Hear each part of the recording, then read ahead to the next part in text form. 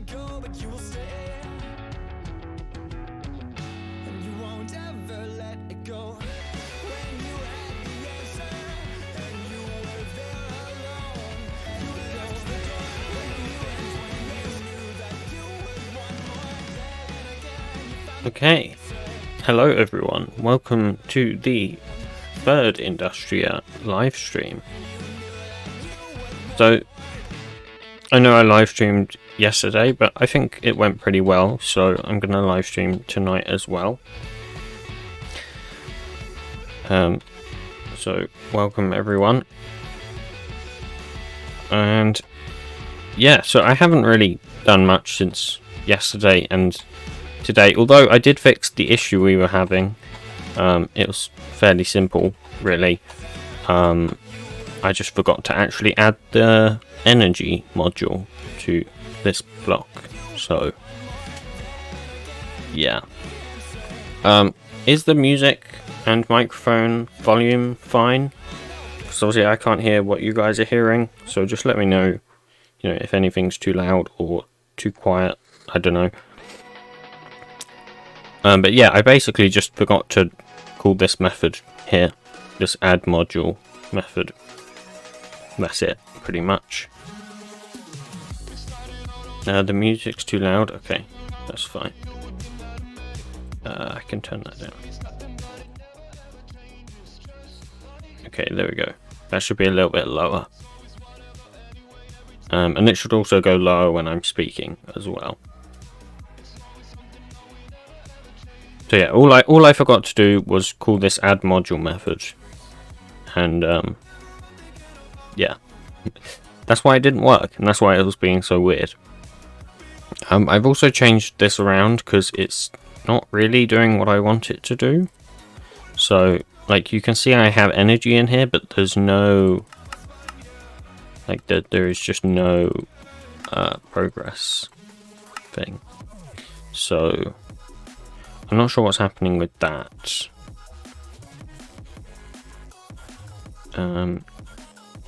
Did I forget to hot swap this maybe? Is that what's going on here? No. Yeah, I'm not sure exactly what's going on with that. I did manage to get this to work for like a solid few seconds. It hasn't worked since.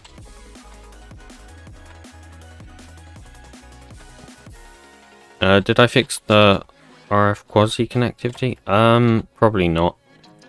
No, I haven't really looked into that stuff. Yeah.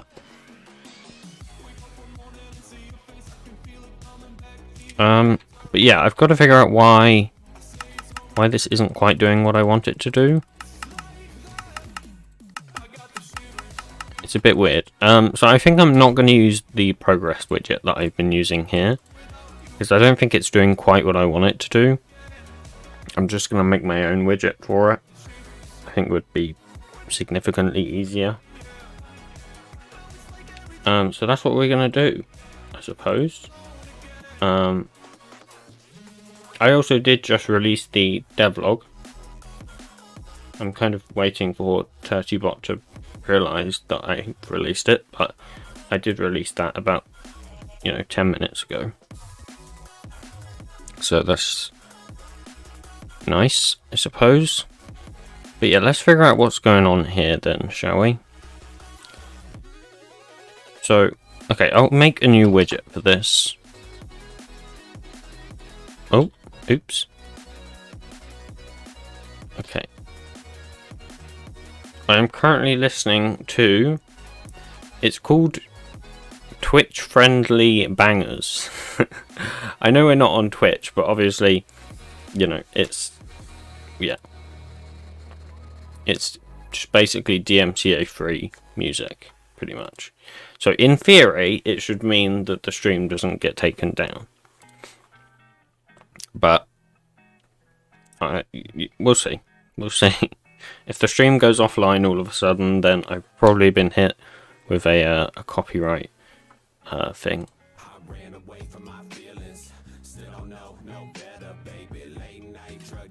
Okay, let me just There we go. I was on the wrong dashboard. There we go. Now I can see everything properly. Okay. So I'll create. For now, I'm just going to make a heat widget in here. But at some point, I'll probably just make like an actual widget that I can use elsewhere. We'll just make a normal widget, I think. Nothing too special. Implement the method that we have to implement. Okay. We'll get rid of the component. We could make this not static, actually, and that way I can just pass information straight into here. No, I'll leave it static, because then I can literally just take it out and put it somewhere else later. That's what I'll do, yeah. Okay, so I do need to pass in some information here. So I'm going to want the heat module. So I guess I'll just have a supplier of a heat module. Not that it needs to be a supplier, but I think it's just better off if I do that. Okay, now then we'll grab the render method. Okay. If not visible, then we'll just return, of course. And we'll set the hovered as well. Is hovered is equal. And I think I have a method for this, math utils or something.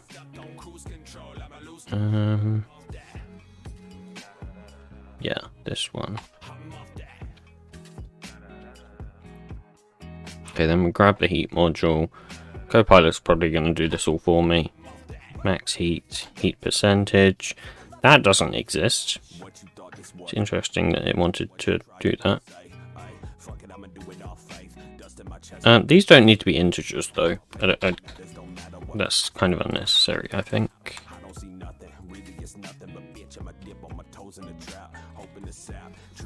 And we'll make that float as well. Heat over max heat. Simple. Nothing too complicated. Okay, I think, yeah, we'll have it vertical, that's fine. Although I might want to make an optional horizontal instead of vertical. Private boolean. Boolean probably isn't a great idea, but is vertical. There we go. And then, yeah, I'll just copy paste that. Add a boolean in here, which always, you know, put before the suppliers.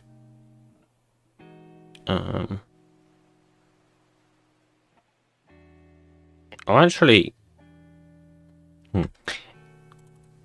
that's kind of janky, actually. I'll do is horizontal, and that way I don't have to set it there, because that'll be false by default. And then I'll just do horizontal here. There we go. That can be final as well.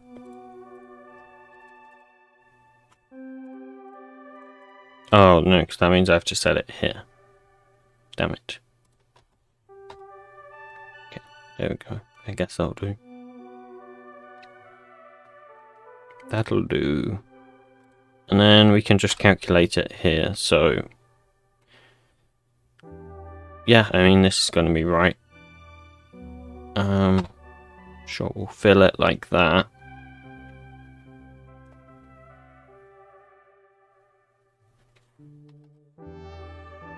But I also want to draw a border. So let's draw a border. So I always like to draw the borders afterwards, because otherwise it always goes a bit weird. So here we go. I have draw debug outline. So that takes the X, the Y, the width, and the height, and then we'll have the thickness, which I'll just put as 1 for now, and then an RGB color, which so far I've just been putting as oh, that's ARGB. Okay, so 00, 00, 00, 0. Okay, let's test this. Is there anything I'm missing here? I don't think so.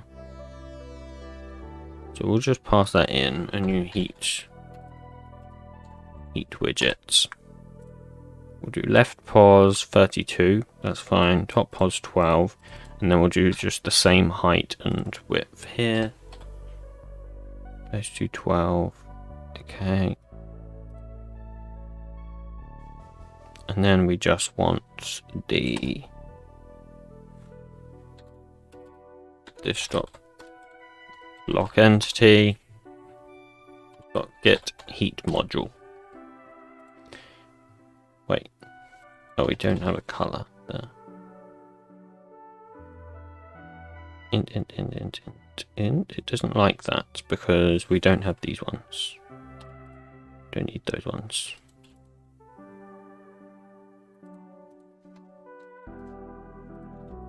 Okay, let's try it. We'll see if it works or not. I'm realizing Dirtybot still hasn't realized that I've uploaded the devlog, which is interesting because I posted it 19 minutes ago.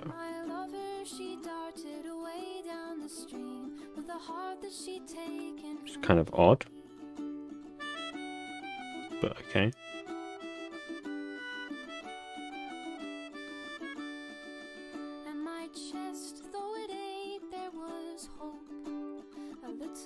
What is this music? This music is kind of weird.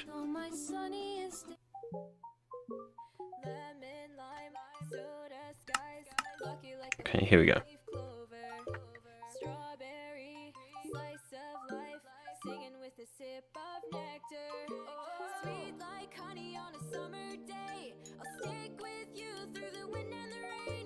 Okay.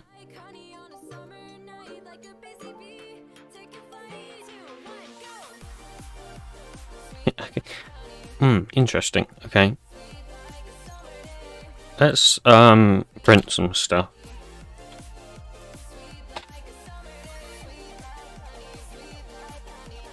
Zero. Okay, that's kind of what I expected. And the heat. The heat is 0. Interesting. So that could mean several things. Let's print in here what the heat is. Just dot heat module get heat.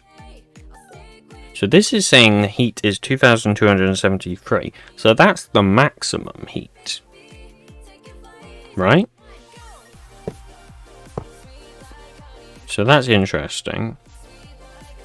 Let's see what it thinks it is now. Now that that's... Wait, now that's not even printing. Oh, because the energy is less than 0.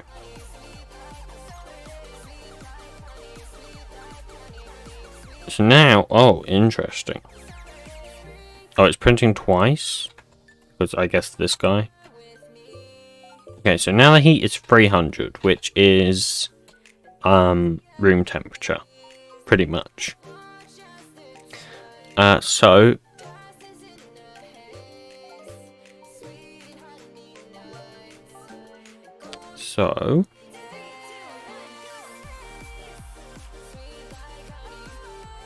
this logic must be completely scuffed. Let's just power one of these and see exactly what it's doing. Oh, I already have biomass. Okay. Okay, so we can see it's increasing, but it's increasing way too fast. Okay.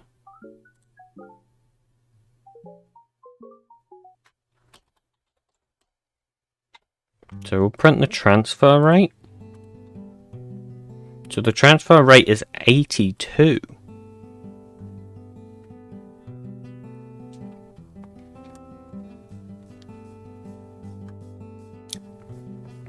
That's interesting because I've set the max transfer rate here to 20. And it should be getting the minimum. Oh, because it's 20 times 4.13. Right. So this is actually the energy transfer rate then. Hello Edward Brown, welcome to the stream. So let's ditch this completely. And let's ask Copilot what it thinks I should do. So what do I want to do first of all? Find the minimum of the energy transfer. The energy... No, because it's not going to know what to do with that. Okay, I'll just write it out myself. You know what? Should I disable Copilot?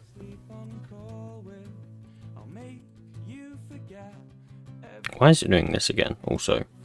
I'm literally logged in. It knows I'm logged in. There we go. Let's disable Copilot. Let's try and do this all without Copilot. Okay, this will be fine.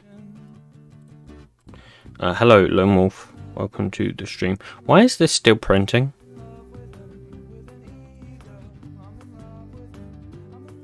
Okay, that was weird. Whatever. So, first of all, let's go into floats. We want a float. What do we want? Okay, well, we want to find out how much energy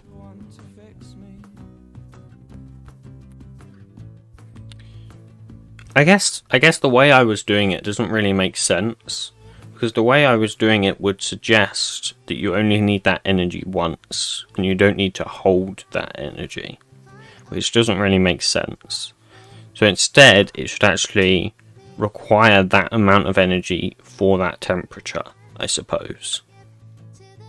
Every tick.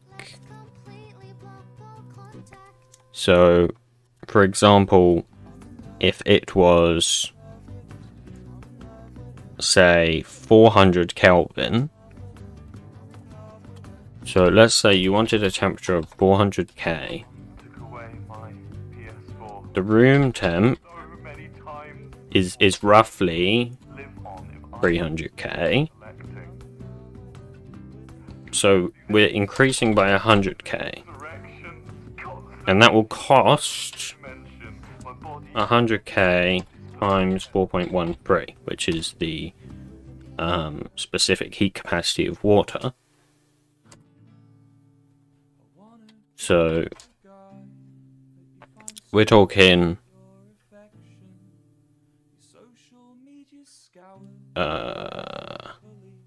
413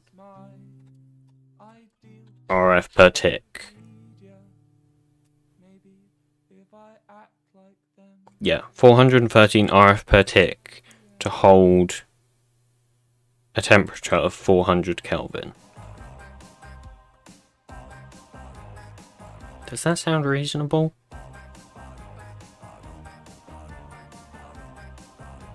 What is 400 Kelvin in normal units? Okay, that's 126 degrees.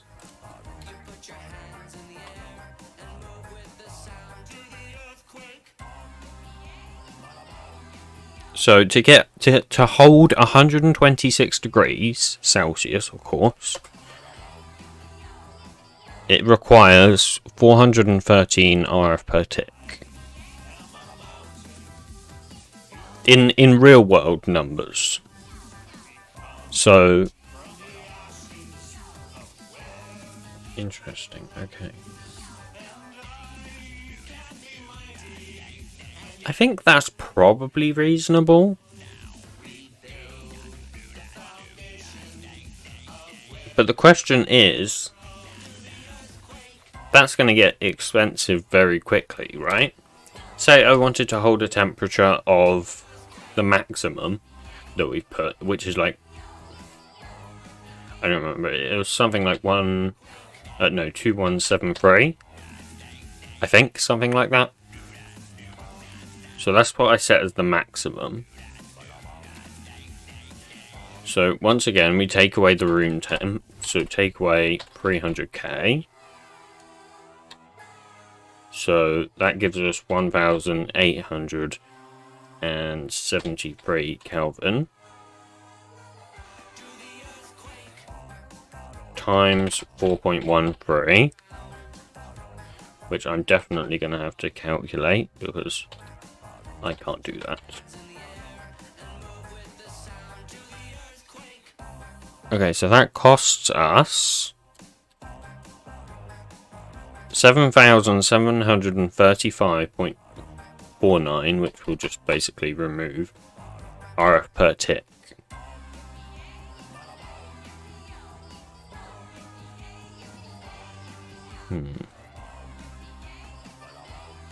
Interesting. So let me just see.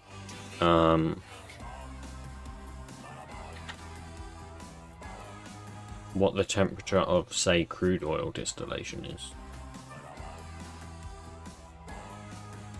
Okay, so crude oil, for example,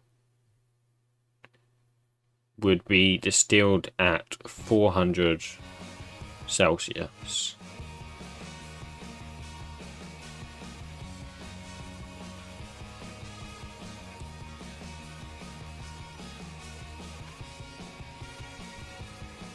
So 400 Celsius, for example. What's 400 in Kelvin?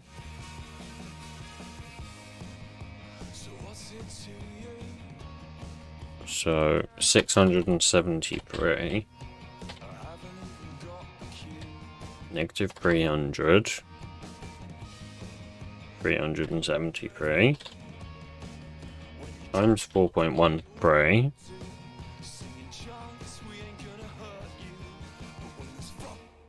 Okay, so that's 1,540 RF per tick. See, I don't know, like I haven't decided yet what the energy production of things is going to be. Like I don't know what the energy production of a biomass generator is going to be. That's the problem.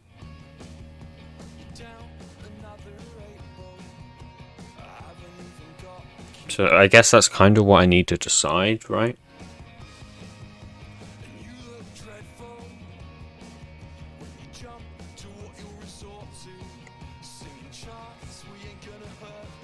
Okay, so let's do these calculations then. I think that's the best bet. So I need to decide on some arbitrary temperature that we're going to aim for. Let's just say we want 750 Kelvin. We can do temp minus room, which is temperature negative 300. Let's not use 300 because that's not actually room temperature. We'll try and go at least somewhat reasonable, which apparently is just 21 degrees. So 21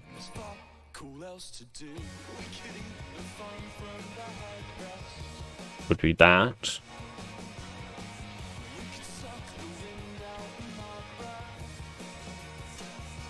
So then we just times that by 4.13. So float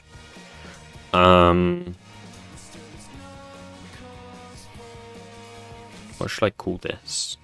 I think there's probably a specific name for what I should call this. But effectively, this is the...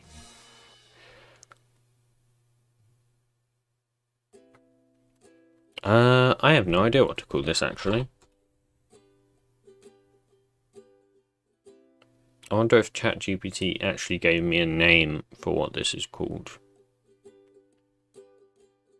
Often I'm upset that I cannot fall in love, but I guess this voice that's falling out of it. No, it didn't. Okay. Are you tired of me yet? So I'll just call it specific heat capacity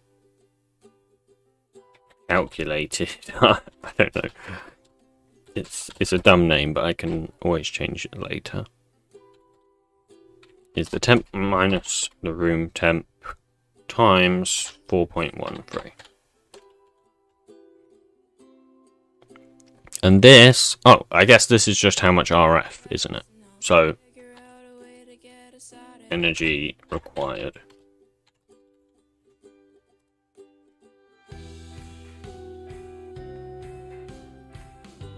And then we can also basically do the same calculation but in reverse for how much energy it's actually receiving.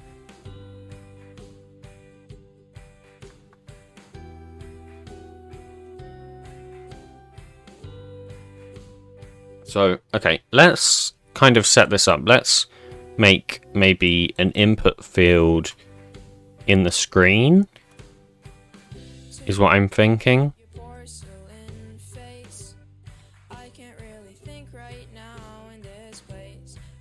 So let's try that. Let's see what that kind of does. We're going to have a number input. We'll call this target temperature.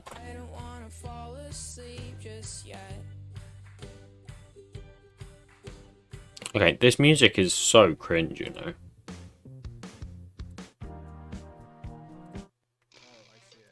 Oh god. No, these are all so cringe. Okay, I'm sorry, but the music has to go. It really has to go. Okay, so we'll do a new number input. Now, what does this ask for? The X position, of course. So we'll just do this dot left pos plus 8. The top position, we'll do this dot top pos. So we're starting at 12. We're going to add 60 for the height. So that's 72. Plus we'll have some kind of margin. What's the margin on these? 8, if that's a height of 16, 24, 24 to 32, that's another 8, so we'll just say plus 80. And then what do we want? We want a width, so for a width I'll go 40, I don't know. And then a height, probably about 20, I'm guessing. No, maybe not 20. I'll just go 16. And then what does it want? And then it wants a component, which is the name. What does the name do? Component name. That just goes into the super. I'm not exactly sure what the name is. So I'm just going to temporarily give it a literal value. Just to kind of see what that does. And I think I need to set the units. Right, so set units. I'll just set this to K. Oh, it doesn't like that. What did I do wrong? Missing a bracket. Okay.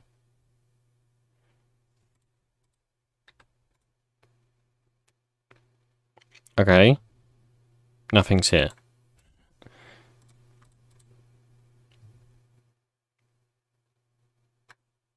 So we're going top pos 80.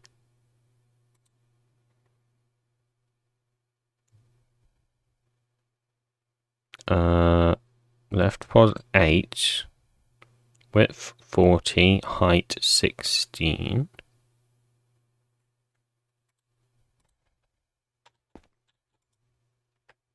Interesting. Am I missing something? Have I done something silly again?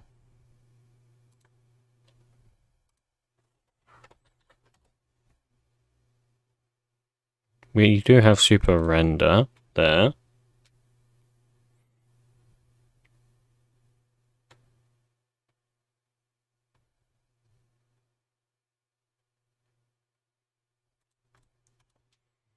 What's my opinion on roasted cashew nuts? Well, I hate all nuts, so probably bad. That is your answer.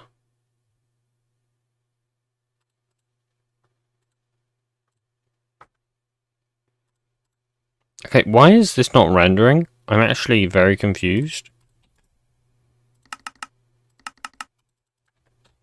Like, hello?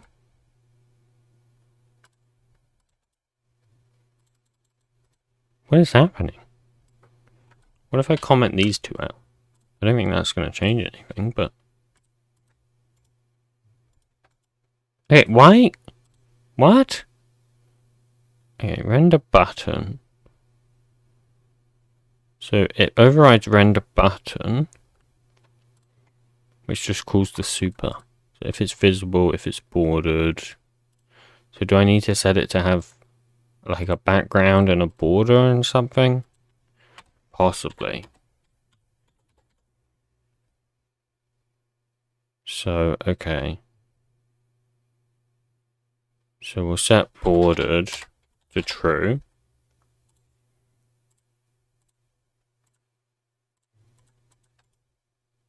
Still nothing. What on earth? Okay, let me find somewhere where I've used number input so that I can see what on earth is going on here. This is super strange. But I think I can just look at... Have I got a number input somewhere, actually? I might already have one. I think I have one for the entity interactor, question mark. So the experience widget, this has a number widget, doesn't it? No? No, because that just renders text. I swear I have used it somewhere, but I can't think where. I can check Dirty Chemistry, but I don't think I used it there.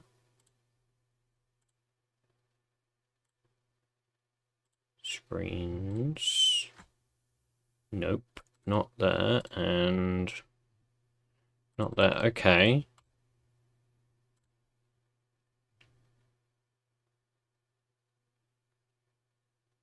Bro, where have I used a number input? I've definitely used one somewhere. I can't think where.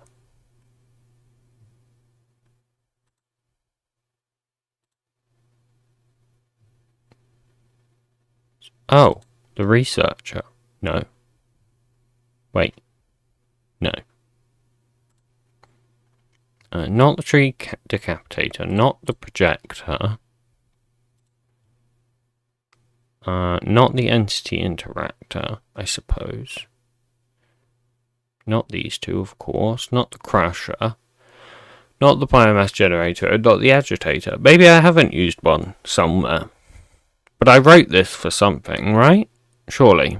Surely I wrote this for a reason. Like, I wouldn't have made the widget for absolutely no reason. I think it must have been in the old dirty chemistry.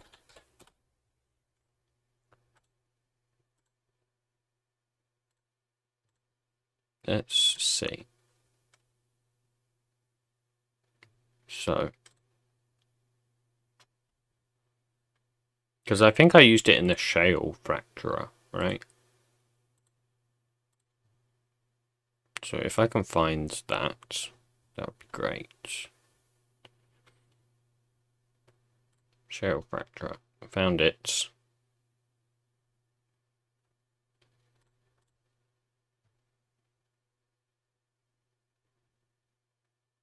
But I've only found the old one.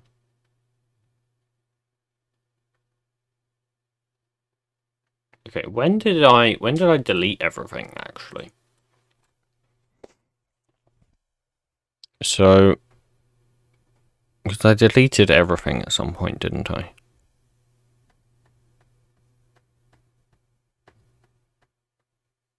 Yeah, I had a fancy page system for it, which I still have, to be fair. But I think it's got to be this commit here. No. This one? Yes, this is the one where I deleted everything. Okay. So, here we go. If I can find... No, this is just the unused stuff.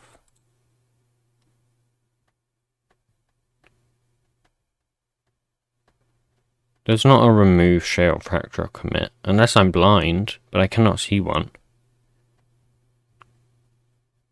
Am I... Oh, yeah, yeah, right here. I see. Okay. Hello, Windock. Welcome to the stream. So, we're gonna look... Where is it? What page would it have been on? What page was I working on? Was it the scanning page? No, I think it was just... Gas page, energy page? Home page. Ah, home page. Here we go. Yeah, here we go. So here's all the inputs. Oh, they're just stored in the screen. Okay, that's super janky. How many lines was this actually?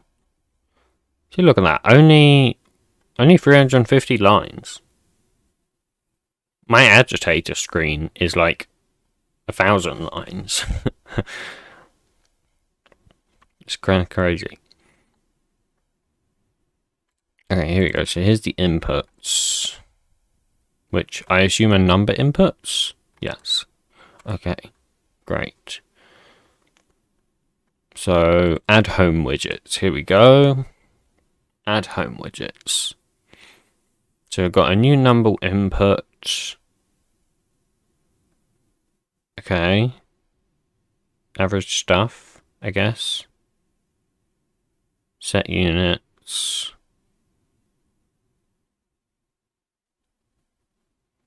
Set on changed. They default, yeah, set visible to false, but obviously I don't want to do that. I wonder if, for whatever reason, I made them visible false by default.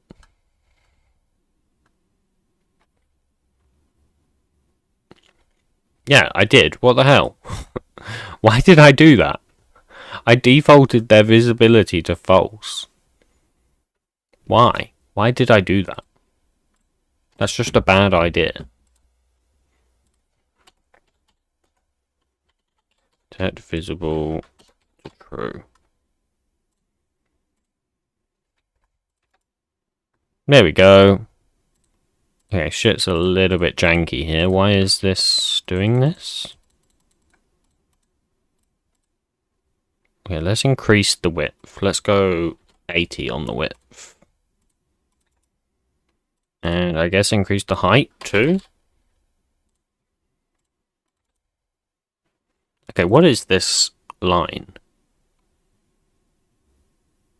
anyone know what this line is? And why the K is not... Why is the K on top of that line? What have I done this time? What have I done now?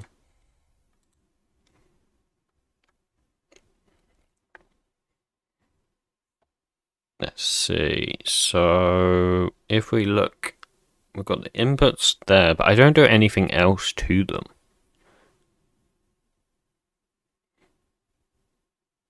I set their units here.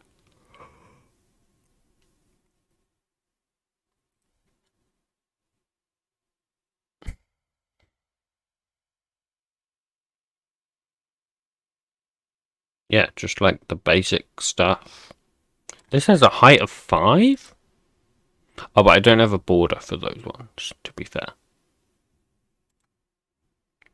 I guess I can try a height of 5, just kind of see what it does, but I don't think it's going to make a difference, is it? It does make a difference. That's concerning. That shouldn't make a difference.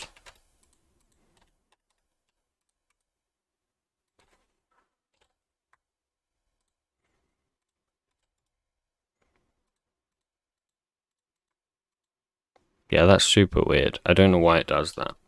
But either way, that does work. So, you know, I can say 50. Oh, it's maxed out at 100, I'm guessing. Target temperature dot set.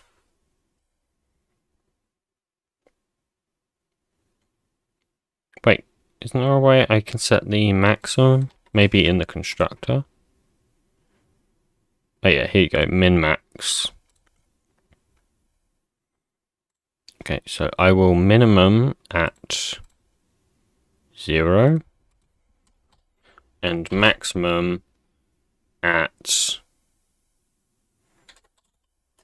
this.blockentity.heat module dot get capability instance dot max. And this high text doesn't do anything, so I'm just going to make that an empty component.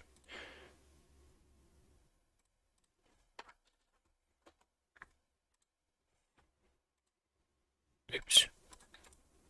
There we go.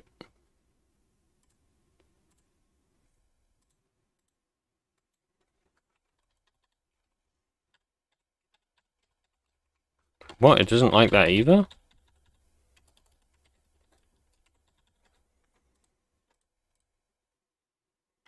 But the max heat is 2273. So why is it not letting me do... Oh, because I've got a 4 there.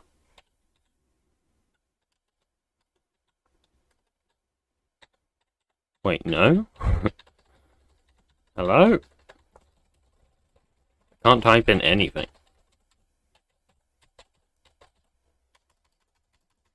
And I also can't get rid of this 2. I'm stuck with 2. Okay, there we go. Now I can put something else. But I can't put in 4 values.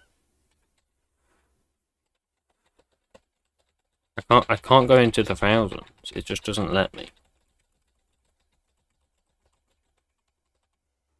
My code is so jank. Who lets me write code, man? People shouldn't let me write code. It's just always so janky. Okay, regardless, I'm just going to ignore that. I think I should put it on the Trello, though. So let's do that. Trello. Okay, bug fixes. So number input is completely scuffed. And I'll label that with turtylib. And yeah, I'll just say refactor UI. Nice, okay. Yeah, I made the input field. Well, yeah, I mean, Mojang made the, like, edit box, which is kind of just what I'm extending it from. But I made the whole number thing, and clearly it's not quite right. Yeah. super weird. But that's okay. Now, I do want to know,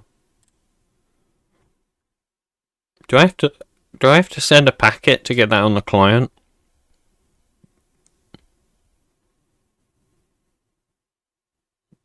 I think I do, don't I? So here we go. Block entity set speed. Damn it. GitHub is so janky and it's not going to let me see that. So I'm going to have to try and find it. Set speed. Here we go. Yeah, it sends a packet. Okay, I kind of expected so. Right. Packet time. Everyone's favorite time of the day. Let's also move this. Okay, so network. This will be a server bound. We'll do S.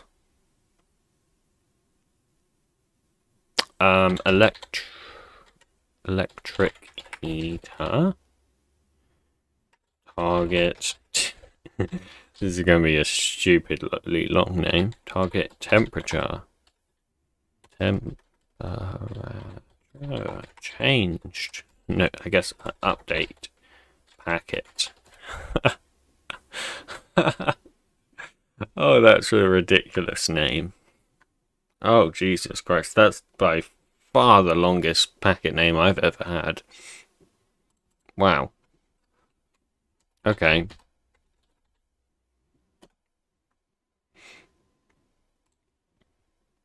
But it's fine. So we'll just have a private... first we need a block pause, actually. So private final... What the hell? No. Private final block pause. There we go. Position. We'll have a private int target temperature. Final int, god damn it. Okay, we're going to want two constructors, so are you going to do that for me? No, you're not. Okay. So, we'll first just have one that takes in both of these.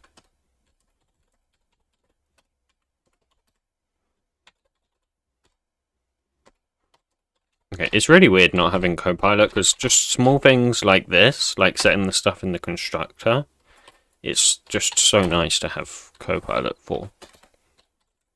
Because that is where it saves time.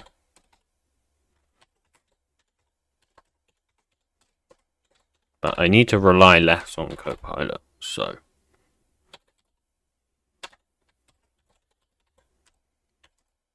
Okay, buff.read. I guess... Technically, it should be a float, but I'll just read it as an integer. Doesn't matter. Okay, let's encode it. So, buff.write block pause position. Simple. Buff.write int this.target temperature. Simple. Okay, let's handle it.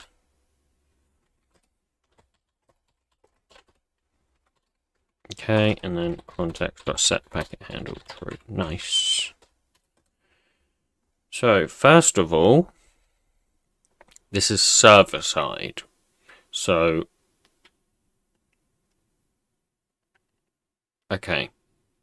I'm going to want the level then. So let's get the level. Level is equal context.sender.level. If level.get block entity level. Hello? Did I import the wrong level? Yes, I did. Block entity, this dot position is instance of electric heater. Block entity. Then we'll just do block entity.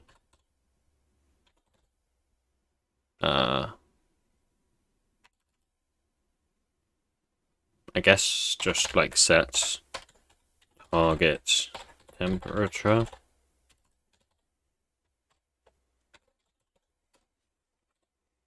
Something like that, and then I'll just do block entity.update. Not like, I don't really need to do that, but I'm going to do that anyways.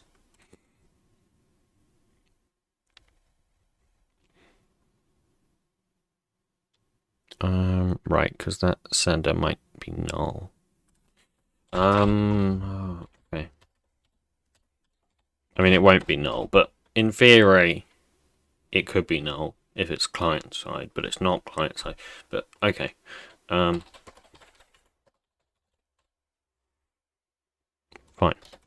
There we go.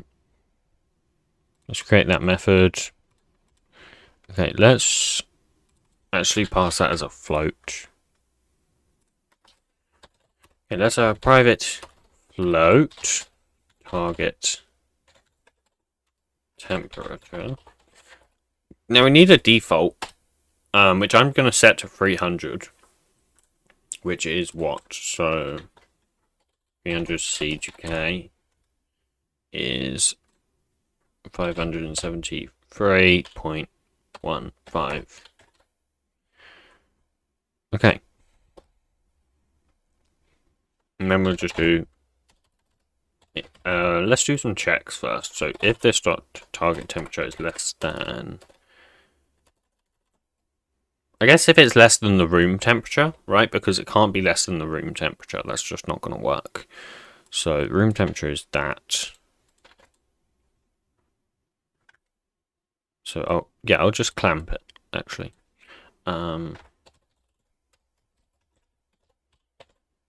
Math.clamp, target temperature. We want the minimum, which is going to be that. And then the maximum, which is this this dot heat module capability. Max heat. Boom. So now, all I need to do is send this ridiculous packet. Target temperature dot set responder. We'll just go. No, I thought I actually had a an integer responder. Do I not?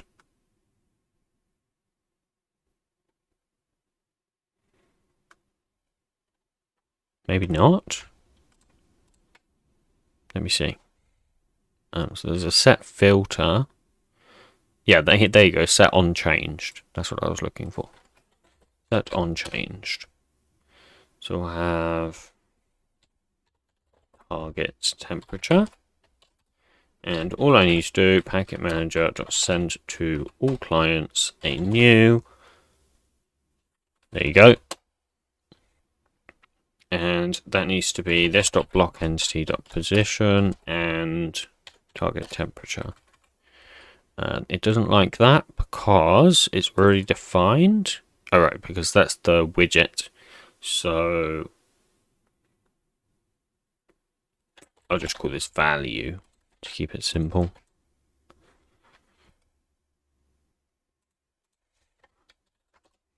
Okay. Should we test it? Oh, I need to register the packet, of course. So that's fine. Register that one. That one. That is so long. That is a ridiculously long name. I'm not actually sure how I could shorten it though, which is the stupid thing. Normally I can think of some way to shorten it, but I don't know. I can't think of a way that I could shorten that. I guess like this one, like these ones for example, these are all for the entity interactor, but I haven't specified that in their names. So I guess I don't need to specify that it's for the electric heater. But yeah, I mean, let's just say instead of this, I said S update target temperature packet. That's a little bit better. It's still the longest name by far. I mean, in theory, I could just say, like, temp. Well, you know what? Instead of target temperature, let's just do target heat. No, that's weird. That doesn't make sense. Target temperature definitely makes sense. Temp, I think, is just weird. I don't like that either. So, I'll do that. And instead of update, shall I do set? No, because it's not really setting it. It is updating it. Okay. I think that's fine. I don't think that's too long.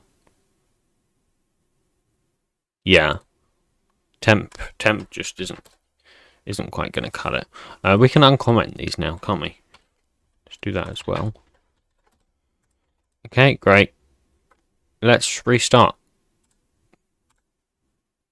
And hopefully it will work.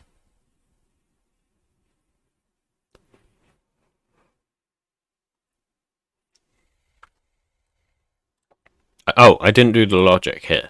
So, no, it's not going to work. So the temperature is actually... This is actually the target. So I can just say this dot target temperature.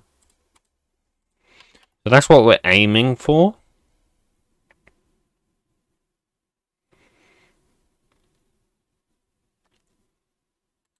And that's the energy that it would require to do that. Okay. Okay. I should probably have made a constant for this and maybe this, I suppose. But I can't do that now.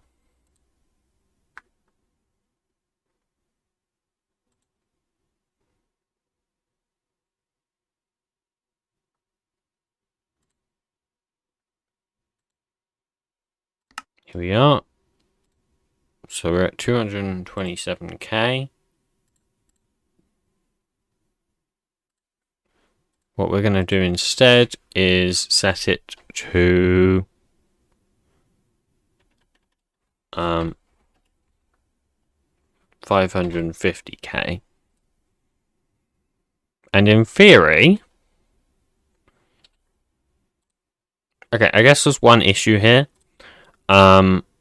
When it's updated on the server, the client should then be re-informed that it's changed.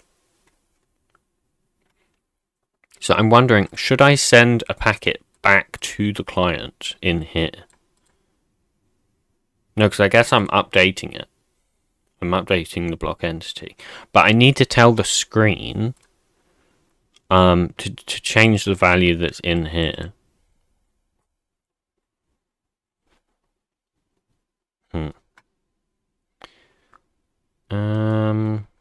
Interesting. That's an interesting dilemma. I don't really want to have to send a packet back to the client. It would be better if instead the client could just listen for the change.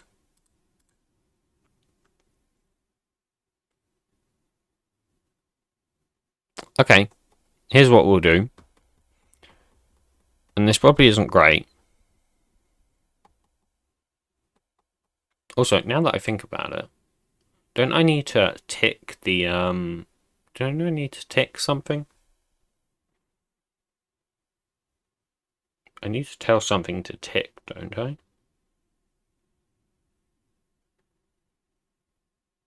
Just gonna have a look and see if I do that. I think I have to. Something has to tick. Yes. Oh no. Wait. No, I can't do that.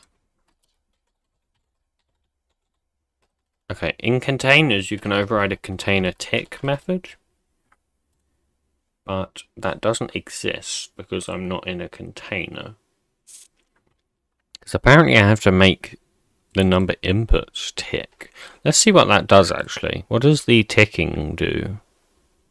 Tick. This.frame++. So that just increments the cursor.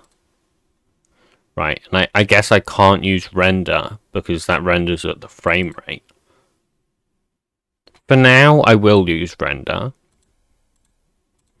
But yeah, it's going to be a little bit weird.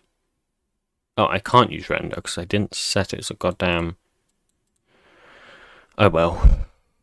It's not important. It's only for the cursor.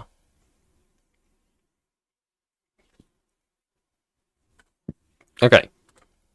So what I wanted to do is I wanted to say every single frame, or every single render call, I suppose.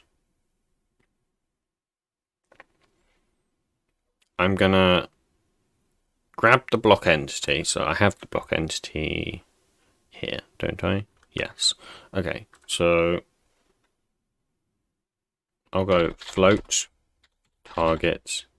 No, I'll say B target temperature is equal this dot block entity get target temperature. Okay, I'm gonna have to restart the game anyways. Then it doesn't matter. And then I'll say float current target temperature is equal this dot target temperature input dot get value. And I'll just say float dot pass float. Okay, let's create a field for that input. So private number input target temperature input. Okay, this dot target temperature input. Okay, there we go. And then let's create this method in the block entity. And that just returns this dot target temperature. Yeah, let's also close some things. I don't need like the distillation stuff right now. I don't need that. Okay. If the block entity's target temperature is not equal to the current target temperature, then I'm going to say this dot target temperature input dot set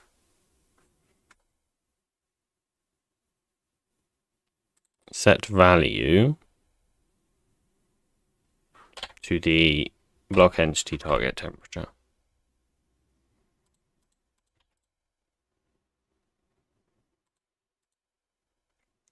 Okay, the issue is, I wonder how my number input will handle like setting the value like that. I'm not sure if that's going to work.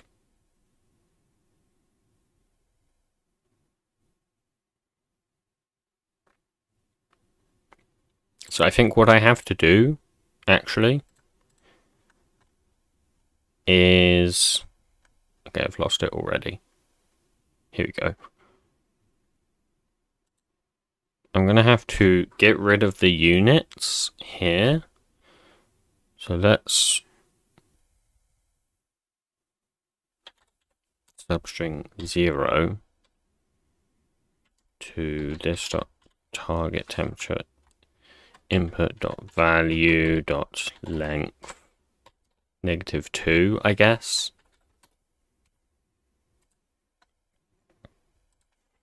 And then just plus the units again here.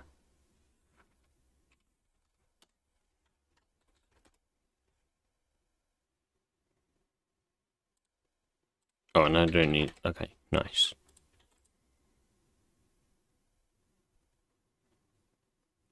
Nice, okay.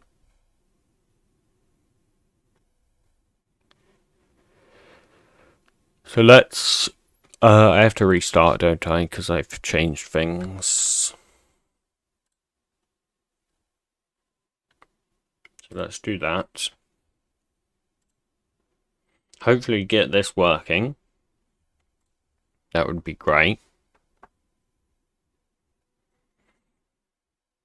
And then we'll see about moving on to making this work for the distillation unit. That's the plan.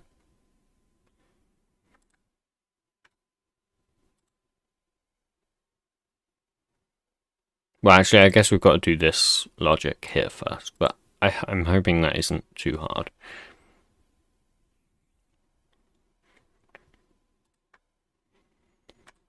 Okay. Load in.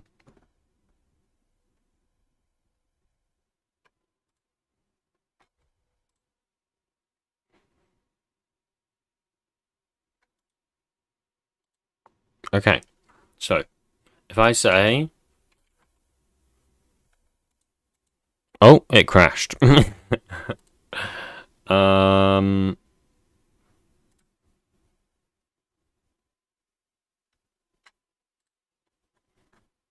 Okay. Empty string. Pass float. Interesting. Yeah, I guess that's the issue of trying to pass it as a float. Okay, I should really just kind of rewrite this number input, shouldn't I? But I don't really want to do that in this stream. That's kind of gonna become an issue.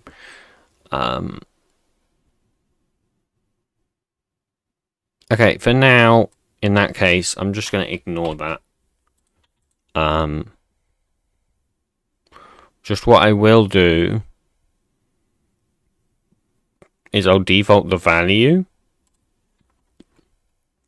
So I'll say this dot target temperature input dot set value to this dot block entity dot get target temperature, and just wrap that string dot value of. Okay, and basically that will just make it so whenever I initialize the screen, it will actually update to be correct. Oops, I just opened WebStorm. Damn it. Didn't mean to do that.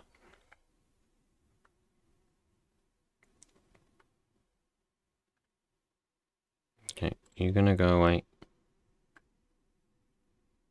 No, I don't want you here.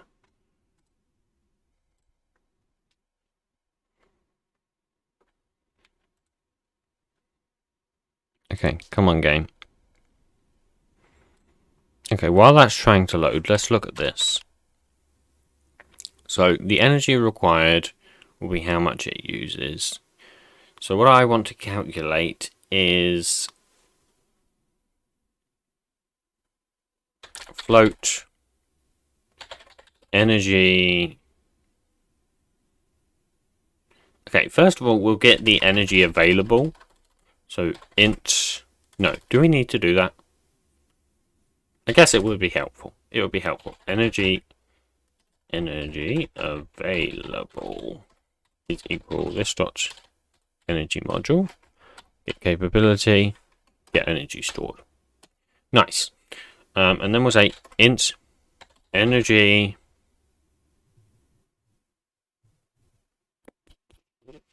no, I guess that's not really important to have. Yeah, actually it's fine. So we've got the energy that's required. We've got the energy that's available. I want to now calculate how much can actually be used. How much of this energy can actually be used. So the way I'll do that is I will say energy usable, I guess, is equal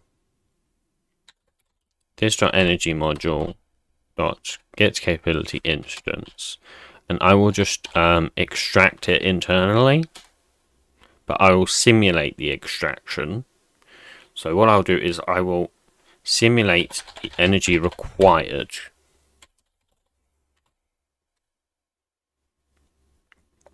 Okay, the issue is, yes. Okay, what I'll do is I will math.seal this. And I will actually cast it to an integer. You know what? I hate that when you do math.seal, it gives you a double. I hate that. I always hate that. It's always going to be an integer, so why does it give you a double? Anyways. Hello, Ilya. Welcome to the stream.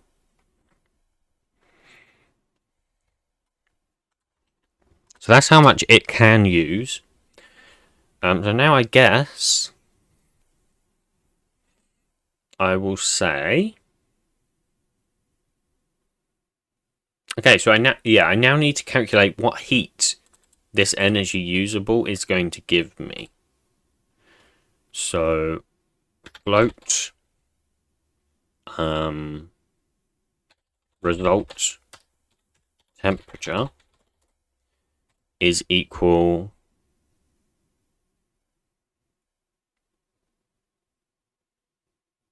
I guess, just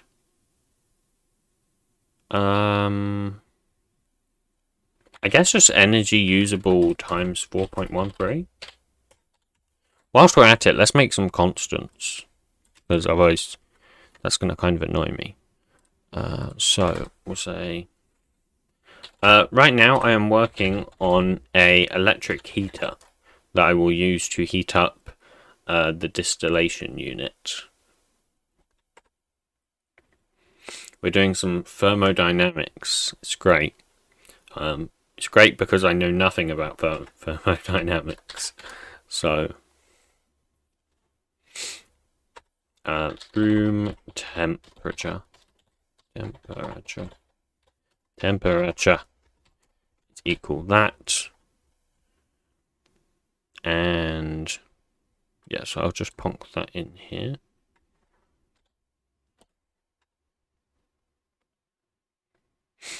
Yeah, I was saying yesterday it would be very useful to have you here. But we have figured it out. Well, actually, ChatGPT figured it out for me. So we now know the equation for well, actually I forgot the equation, but the equation isn't important, I don't think. All I needed to know really was the specific heat capacity of water. That's kind of all I needed to know. And the rest is just calculatable.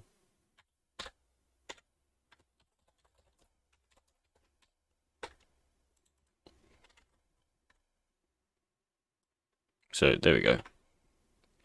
And what was this? This was also that, wasn't it?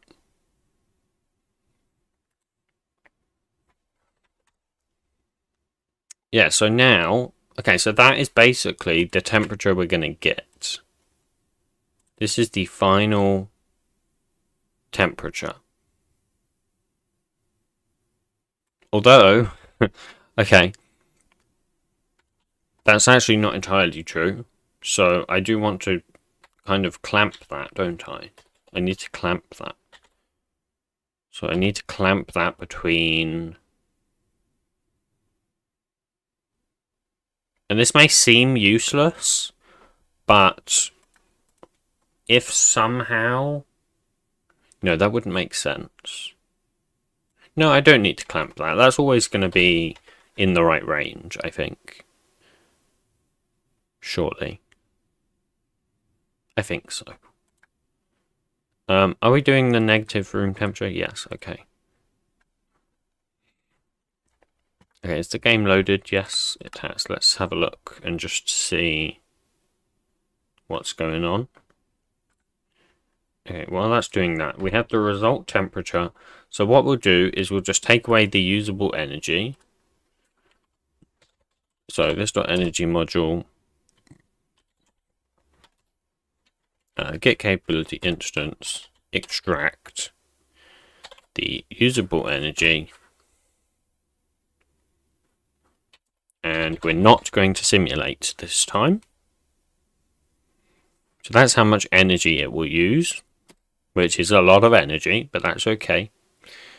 And then we'll add the result, or no, we'll set the resulting temperature. Is that right? Yes, but that needs to be room temperature plus, and then the result temperature. Okay. This.heat module dot get capability instance dot set heat room temperature plus the result temperature. I think that's right, but we're not using energy available. Do we need to use energy available?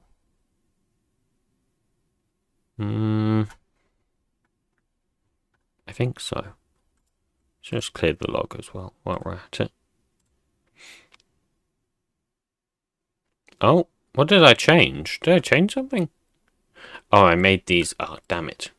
Okay, oh well. Okay, that's fine, but let's test this actually. So if I set this to 5, like that. Okay, that just resets back. I think it's fine. I think it's fine. It's fine. It's not a problem.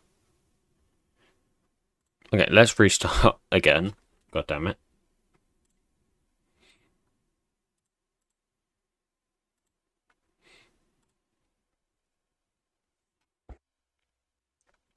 Hopefully this will work, but I'm kind of concerned that the available energy isn't being used. So the usable... Yeah, I guess it doesn't need to be, because this will kind of calculate that internally.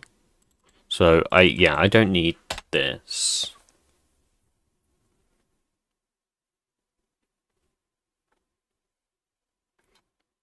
So I think it should be fine. So we should see... so the target temperature we have set to 573. So we should be able to see... And how much was that, actually? 573? We didn't do a calculation for that, apparently. Does anyone remember what this was? Was it 500, I guess? C2K. There we go. 573. Yes, that was 300C. Okay. Did we do a calculation for 300C? No. Okay, let's see. So 300... No, not 300C. 573.15 K negative the room temperature, which is this.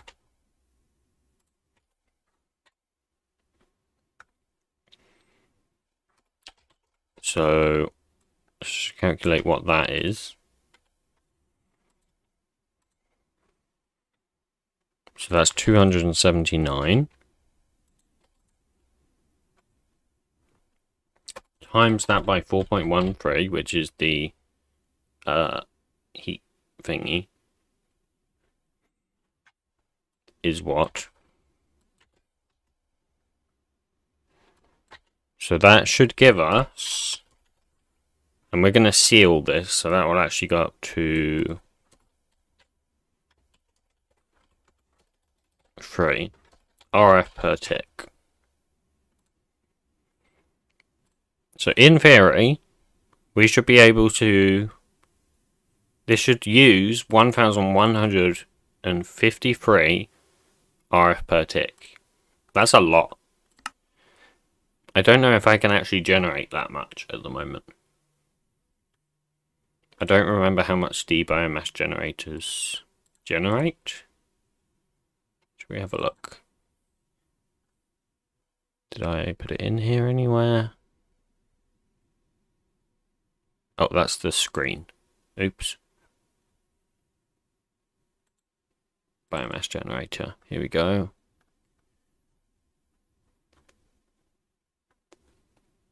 Oh, okay, there's more complex logic than I remembered.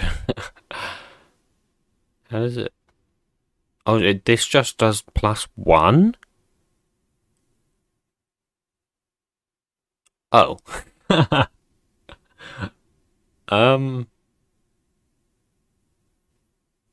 Okay.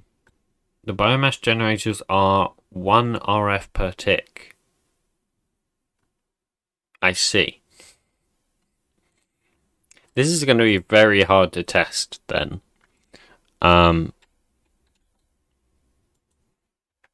Okay.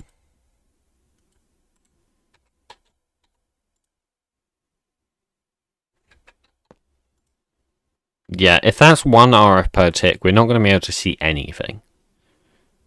So what I'm actually going to do is I'm just going to change this to like 500.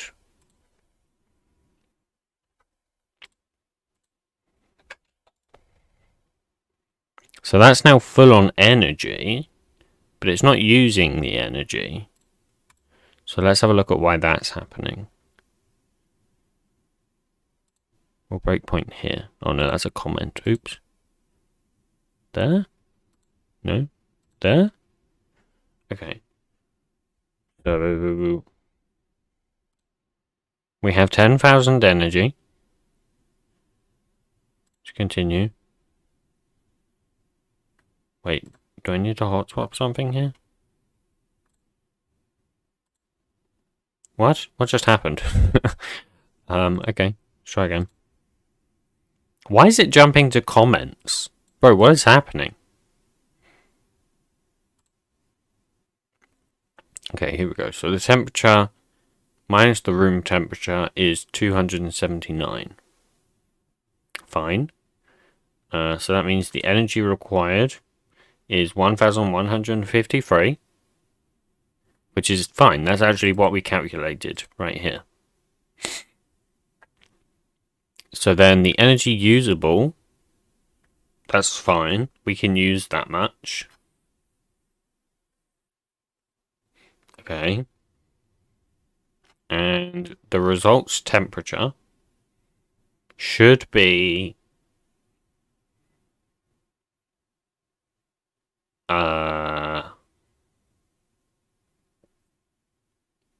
yeah, the result temperature should, in theory, be 279 again. What the fuck? 4,761? What? Oh, it's meant to be divide, not multiply. I was gonna say, Jesus. That would be pretty hot. So result temperature, there you go, 279 with some leftover because float moment. So that should be able to extract that much energy. And the heat should be set to 279. Let's remove the breakpoint and see if anything happens. Interesting. It's very interesting that the progress bar isn't doing anything, right? I'm curious as to why that's happening still, because I thought we fixed that. So if we look in the heat widget here, should we step through here? Let's have a look. So we've got the heat, which is 0. Oh. So it's not sinking, is what I'm understanding here. I'm actually not sure why. Is it the way that I'm passing it in?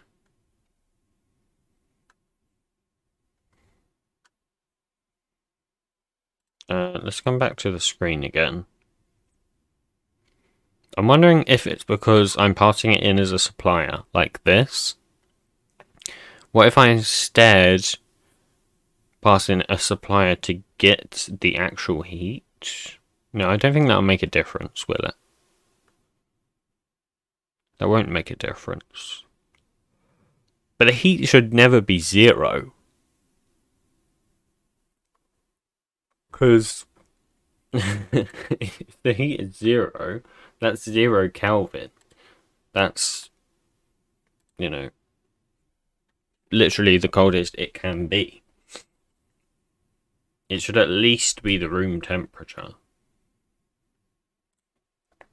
Yeah, because the heat percentage is just 0. Because the heat is 0. Let's look at the heat module, actually. Yeah, it's just saying there's nothing. Super weird. Let's close the biomass generator as well. We don't need that anymore.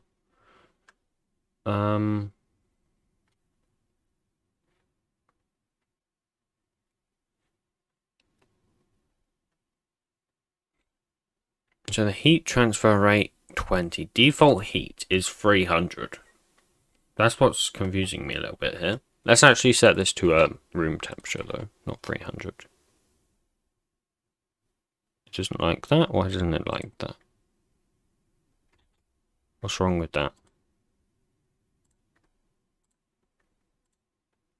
Why doesn't it like that?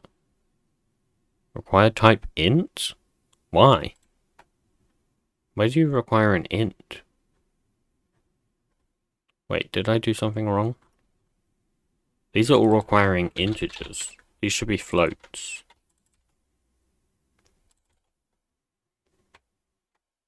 These should be floats as well. I don't think that would make a difference, but that's interesting that those were integers, because they shouldn't have been integers.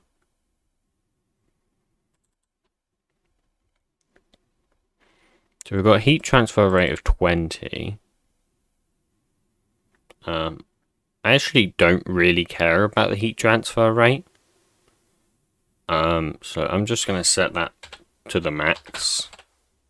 I think makes the most sense.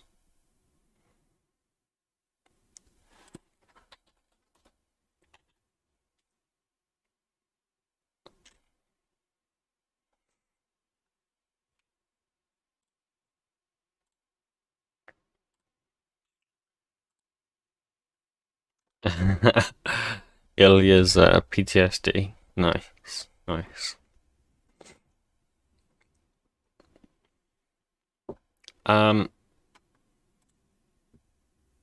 Okay, I am quite confused actually. Let's go into the heat module. Heat module, here we go.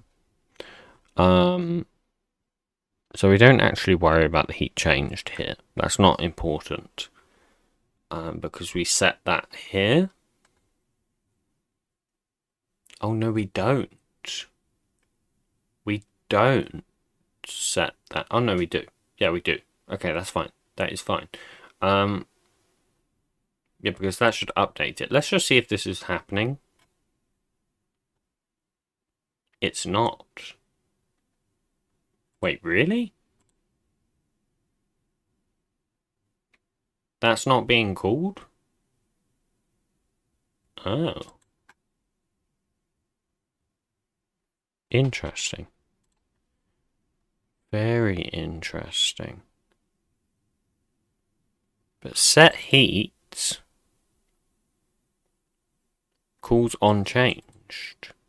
Unless this isn't happening. Let's see. So this is being called. So old heat. Heat.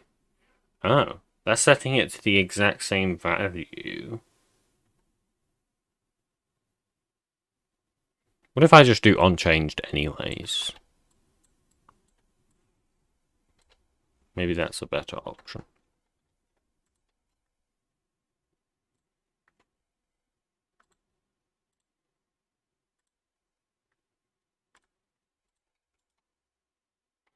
That still does nothing. But this is updating the block entity. It's sending the block update like that.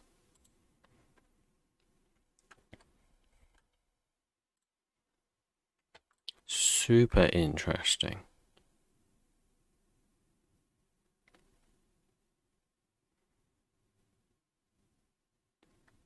So that just deserializes the modules here.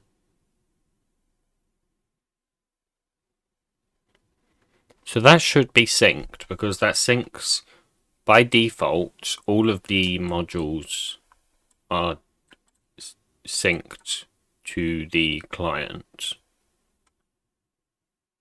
And this is definitely happening, I think.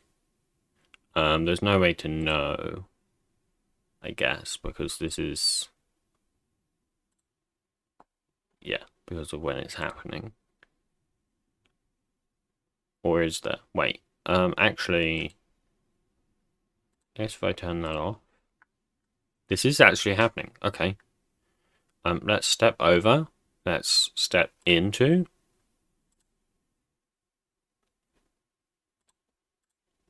I can actually look here. Let's just see what that returns. So that returns the modules. And then we'll step over. I should be able to see what that's returned. Shouldn't I?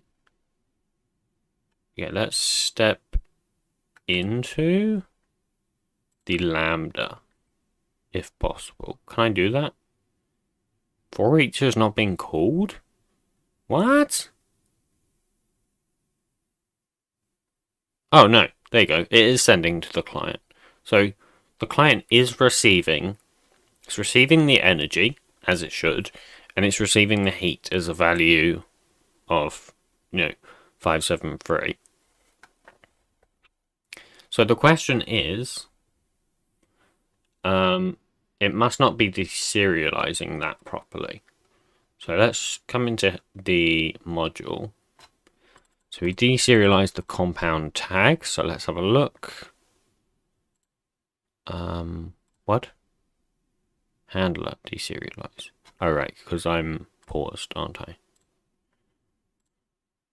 Everything always messes up when you try and pause it. No, what? I don't want to do that. I want to go into the handler. Deserialize. Implementation, here we go. Deserialize. Deserialize. Here we go. So it does set heat. Oh, that's recursive. That is recursive. So I don't want to do that. I want to do this.heat is equal to that. And I do want to clamp it though, actually. So... But yeah, that's recursive. I'm not sure that's what's causing the problem, but regardless, that is recursive. So that's not ideal, needless to say. But let's see if that caused the problem, I guess. Biomass generator. Boom, boom. No. Weird. So maybe this float doesn't exist in here. Let's print the MBT and we'll see what it's receiving. Heat with a value. Oh. Right. But yeah, okay. That makes sense. So what I actually want is the heat first. I want to get the heat tag. MBT.getCompound heat. And then I can do heat.getFloat value. There you go. Look at that. Fantastic.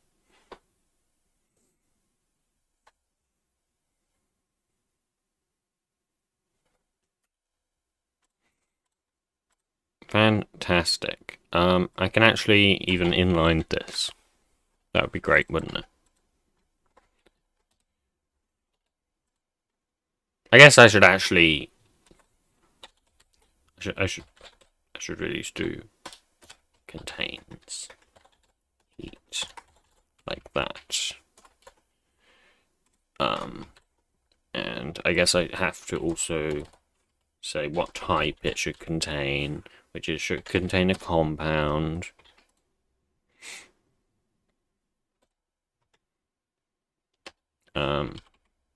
Yeah, okay.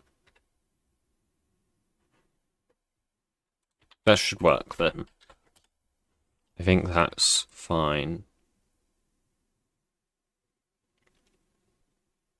Yeah, because that just serializes the same thing here.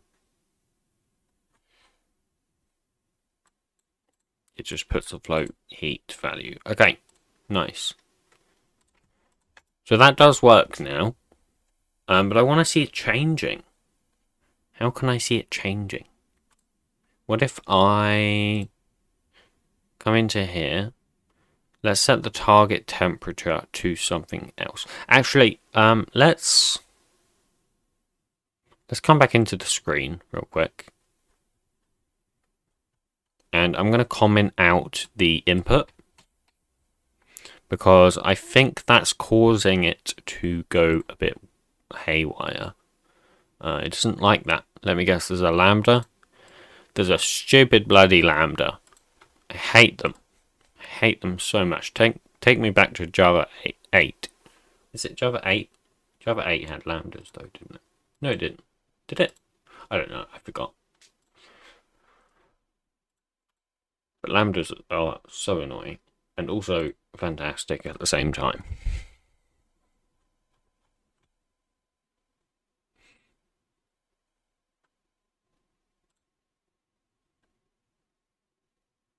No, but like, I forgot how to code without them now. I've used them so much that I don't know how like, there's so many things that would just be such a pain to do without lambdas. But they're just so annoying because you can't hot swap them.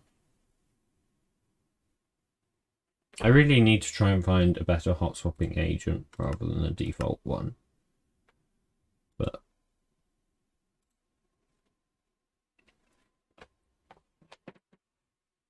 I mean, I must say, I don't remember having that problem with Eclipse, but maybe that's just maybe that's just my memory failing me. Okay, so let's go into our block entity. Let's set the target temperature to something. So let's just say, for example, this dot target temperature is equal 1500. Okay, and I'm gonna just put this over here so I can see it at the exact same time. Oh, it did increase. It did increase. I saw it increase. I can't show you it increasing. Oh, actually, I can show you it increasing if I just do this. So if I set it back to, 400, it goes down to 400. I set it to, 20,000. Well, obviously it's going to go to the max. Wait, it shouldn't though, should it? That's not right. Because it's obviously not using the energy. Or is it? Let's print how much energy it's using. Energy usable. 7,000 RF per tick. This should be using. But I don't think it is it? Because if that's using 7,000 RF per tick, there's no way this thing could keep up. I don't think it's using any energy, actually. Because this isn't even running. Yeah, this isn't running. So, it's actually not using any energy. Does that make sense? Why is it not using any energy, though? It's extracting... Oh, oops. Oopsie. Needs to extract it internally. Now we'll see it do funky stuff. Yeah, because that's gone down. No, it's gone all the way back down. Okay. So now let's put this back in here. We see that increase. I'm not seeing the energy increase in here, though.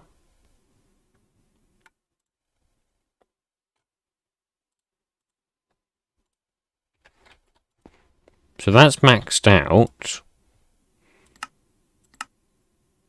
What's happening in here? Yeah, it's getting used up, but like the temperature isn't changing. Let's set the target to something more reasonable, like 1,500 maybe. Let's just see what it does. Nope. Okay, let's set it to 1,000. Oops, damn it! I pressed restart. Damn it. Now we have to wait for it to start back up. Oh well.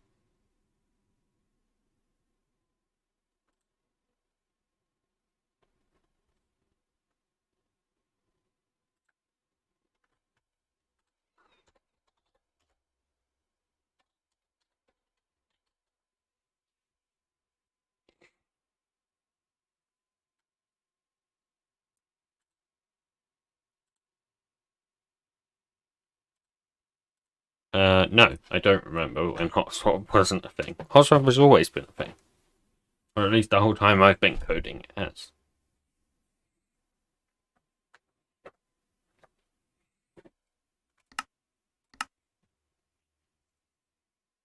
I remember not knowing when it was that it was a thing. Actually, do I? No, actually, I don't think I even remember not knowing it was a thing. Maybe when I very first started. Maybe. Okay, this is still isn't quite doing what it should be doing, though, is it? Like, if I set it to 500, this isn't increasing. Oh, because I guess... Here's the thing, right? This isn't receiving... Yeah, this has a maximum energy receival of 100. If I set that to 1,000... now I have to break and replace the... There you go, you see now it's receiving energy and the heat has risen. I don't know why it hasn't gone to the the maximum. Oh, I guess because it's trying to receive 1,000. It can't do that? No, that wouldn't make sense. I should really get some tooltips on this, shouldn't I? But okay, let's set this to something higher then. Let's set it to 1,000. Well, the energy is gone. This, okay. Right, because I guess that's now the same as this. Okay, let's just set this to 10,000. The full-on 10,000. So this should be losing energy.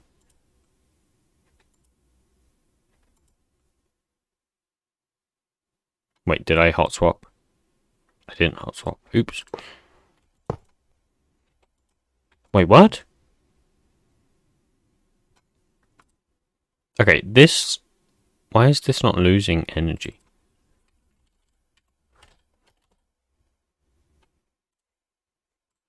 The crusher can't produce that much energy.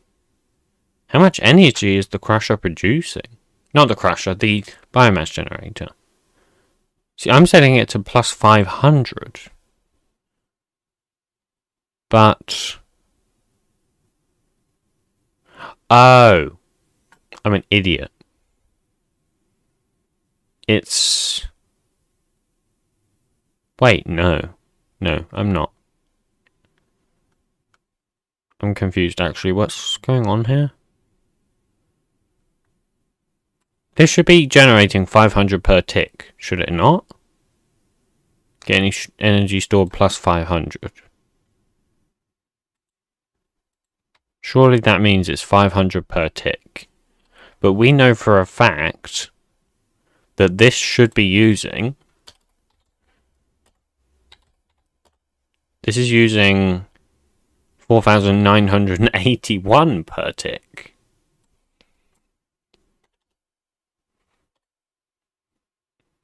Interesting. Let's set... I think this must be wrong, actually.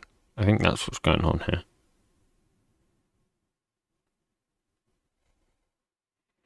So it's so the int extracted is getting the minimum between the current energy and the max extract. The minimum. Yeah, that's right, the minimum. Wait, am I simulating? No, I'm not simulating. Don't lie to me, Stephen. How could you? You made me think I was simulating. But this is simulate false. So it's, yeah, that's fine. If I'm not simulating, take away the energy, and then I update.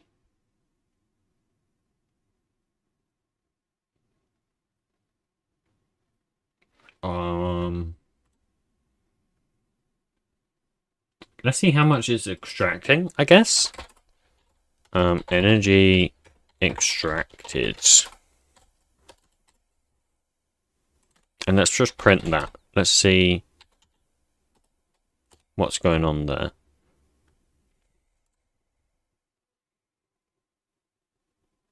Yeah, so it is saying that it's extracting 4,981 per tick. And yet, somehow... Like, that just doesn't make sense, does it? That doesn't make sense. Something's wrong here. Something is majorly wrong. I'm taking away the energy extracted. Well, how do I print how much it's generating, though? Like, I just don't know how I would print that. It's generating 500 per tick. It has to be, because that's what I'm setting it to here. And I'm not changing it anywhere. Oh, but I'm also... Okay, I'm also dispersing energy, though.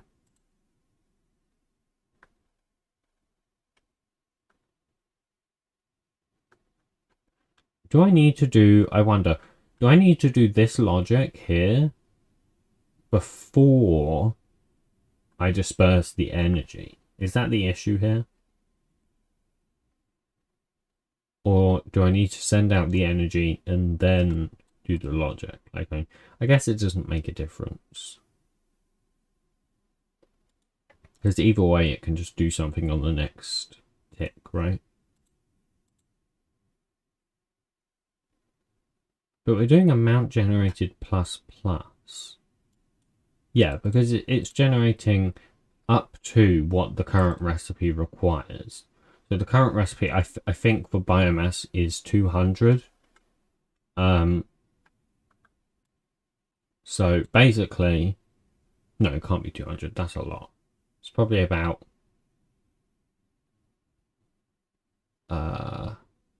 Yeah, actually, it probably is about 200. No, that's a long time. That's a long time. It's got to be about 100, maybe, at max. So if this...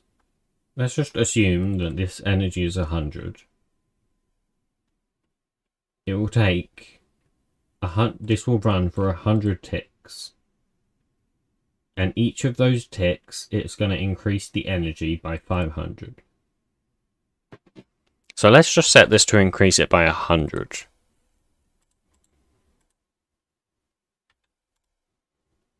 Yeah, you see, that's still... That just doesn't make sense. What if I just set it back to what it was before? Set it back to 1.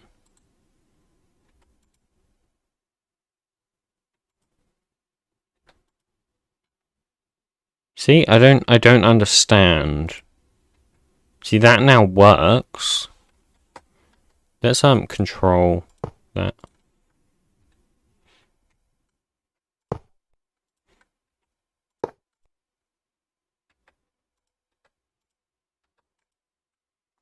So that should be generating 4 per tick. But this doesn't really make sense, does it? There's something going wrong here. I'm going to move this to my other monitor and just mess around with this value until I can see, like, what it's doing. So if I set that to 2, for example, nothing changes. It's exactly the same. If I set it to 4, it's exactly the same. If I set it to 8, exactly the same. 16, exactly the same. Okay, this is fine. This is what I expected. This is what it should be doing. But if I set it to 32, okay, exactly the same. That's good. 64. I'm just going to double until it eventually... Okay, so at 128, the temperature is rising a lot. Oh, okay, that's weird. That was so weird. Okay, I'm going to switch this over and I'm going to do the same thing again. And I'm going to show you exactly what it just did, because that is the weirdest thing ever. So we'll go back to 64. And you should see these go back down. Yep, there you go. The energy's going down. The temperature will slowly go down. Right? So now I'm going to put it back to 128. So this is 128 per tick. Again, I'm going to hot swap now. The temperature rises. It levels off around here. And then the energy comes up. But this is also gaining energy. So that's now full, right? This is full. This is full on energy. But this isn't. I'm a little bit confused. Please someone tell me how that makes any sense.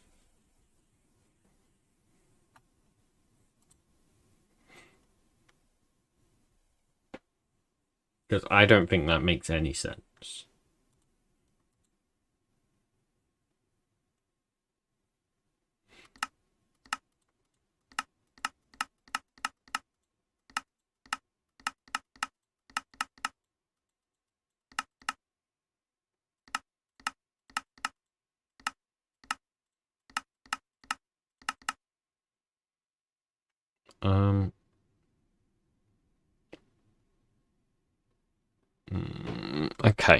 Okay.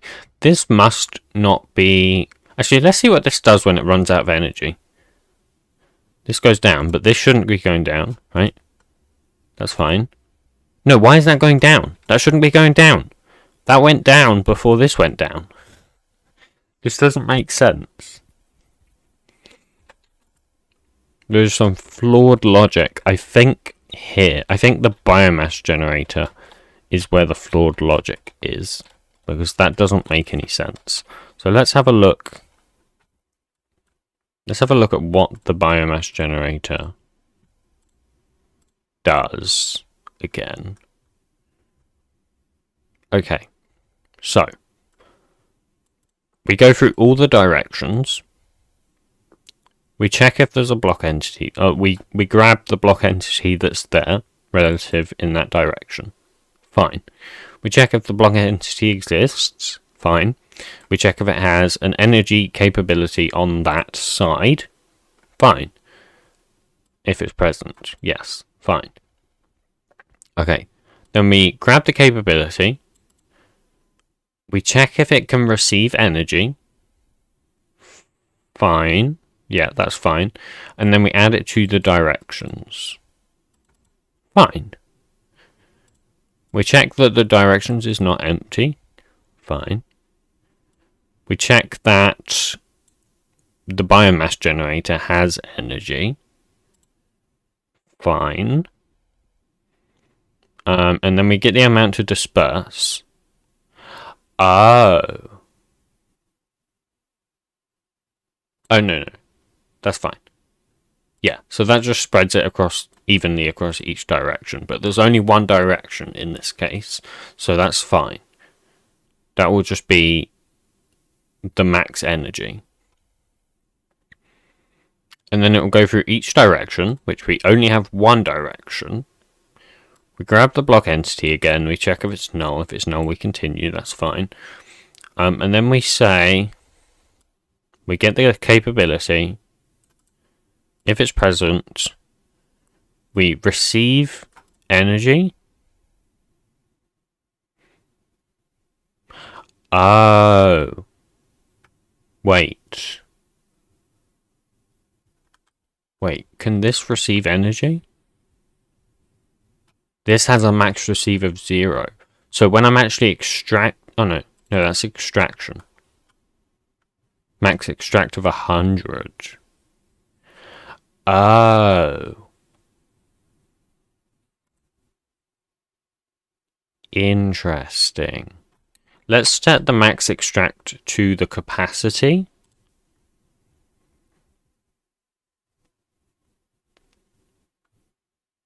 So what it will do, it will receive the capacity, basically, because this is the energy stored. So this will receive however much energy is stored. And then it will extract that same amount of energy from this. And then I just clear that, because that's fine. And then it just does all this stuff, which I don't think is relevant to the issue here. So let's clear that. Let's come back in here. Okay, let's put this in here.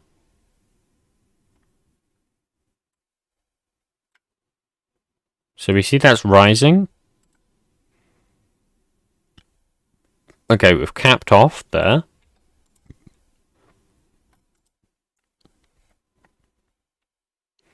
See, that doesn't make sense to me, right? If this is full, which it is, this is completely full. Surely this should also be full. Should it not? Like, is there something I'm missing here? Should this not be full? I feel like that should be full.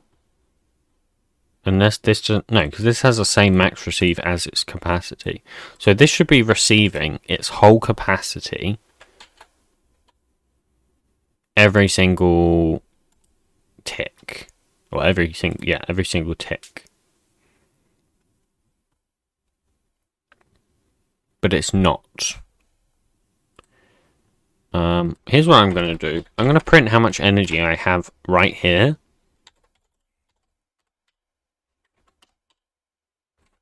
And I'm wondering if it's just changing every single tick. Let's cut that out. Ah.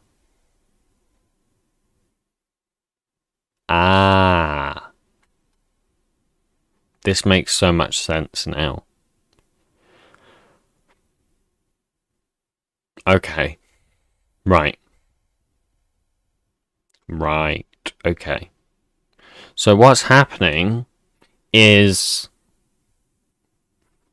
it's because it's using such a high number every single tick.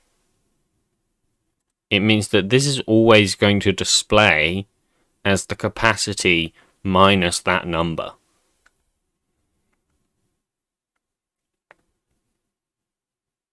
Because for whatever reason,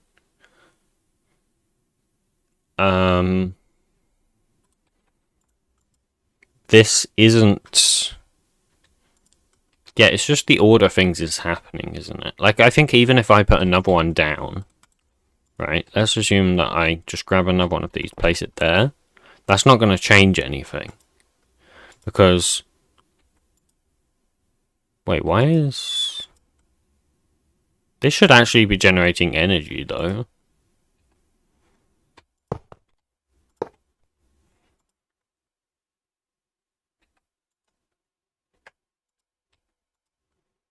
Or I guess it's just sharing the load rather than... So, like, if I do that, what does that do to these?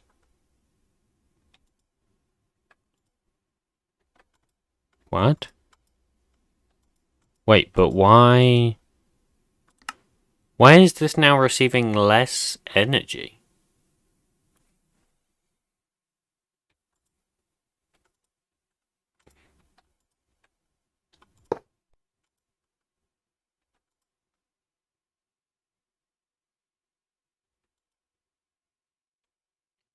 What? I am so confused. I'm absolutely mind-boggled. And I'm not sure exactly what I can do about it. So I think I've hit a point where I am a little bit stuck here. So if I delete these and I just have one running, a single one running, just like that, why is that now different? Right? Like, why is that any different than how it was before?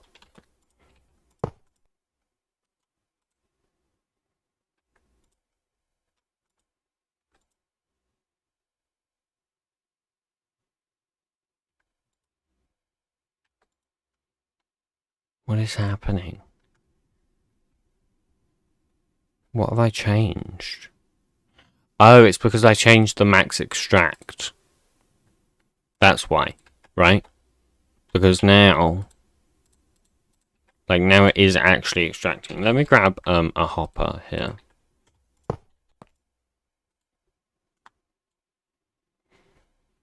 Right, so I can do that. Oops, don't do that. I just want to grab this when this is full. And just do that. Right, so it's now realizing that it doesn't actually have enough energy to reach that threshold. Because this is... Yeah, this has only got 512 energy. Because now the biomass generator is actually generating 128 per tick. So it's 128 times 4, 512. So if I put it back to 1, which is what it was before, that's now generating 4 per tick. And so you can't see any change here. If I set these to 512 per tick, that's 248. That allows the temperature to rise back up because there's more energy in there. And if I set it all the way up to 148, yeah, no, 256. No, it's 248, isn't it? I don't know maths. Yeah, so that's now getting the maximum. So it's now reaching the target temperature there. And these are all max. Oh, what's happening here? I guess it's generating more than it can actually hold. I guess I'm not clamping. When I call set energy, yeah, I'm not clamping it. I need to clamp it to the capacity. So actually, I'm just gonna screenshot that so I can put it on my Trello.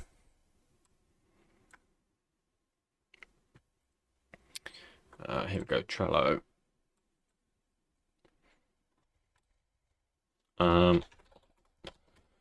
With the improved energy storage,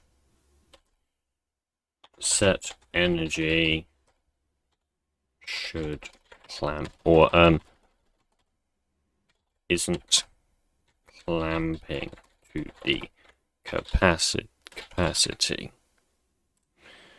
And then I will just put this image in here. and label. So this is actually turtylib, and this is functionality. Nice. Okay.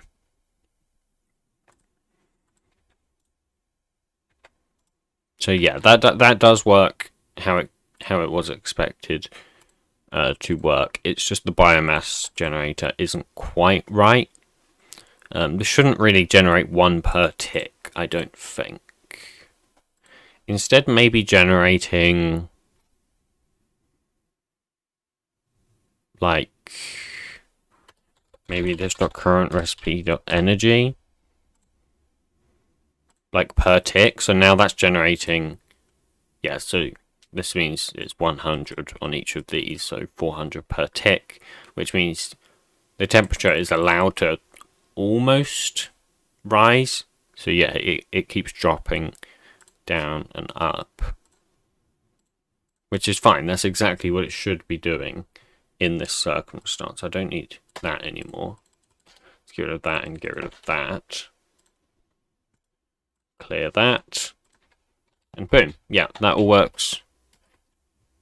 All well and nice.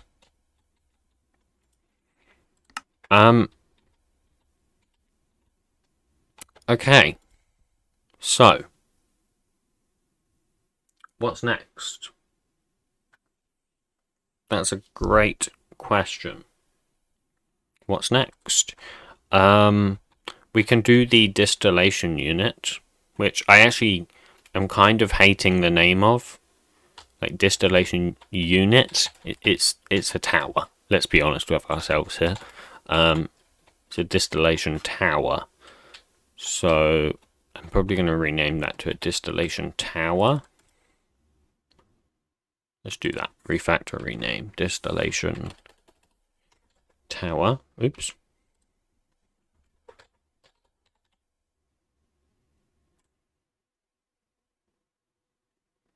Yeah, I guess a column would also work.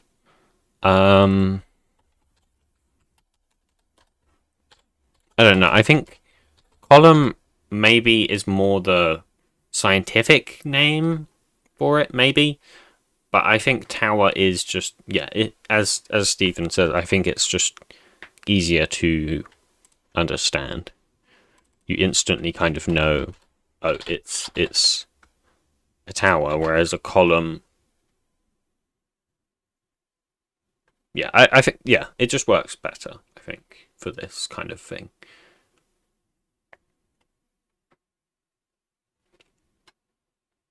Okay, so I need to rename everything to use that.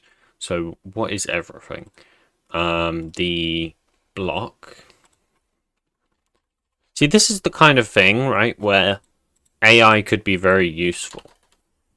You could say to an AI, right, I want to rename all of my distillation units in this project to a distillation tower. And then using AI, it should be able to find anything that is a distillation unit and rename it to a distillation tower. I think that would be very cool and very useful. That's the kind of thing where I think AI is going to potentially pop up in the future. Because it's not as simple as just like finding everything and renaming it, because it's got to like know the, you know, the case. It's got to understand it as well to an extent. Like things like strings here. This is distillation underscore unit instead of just distillation unit, you know?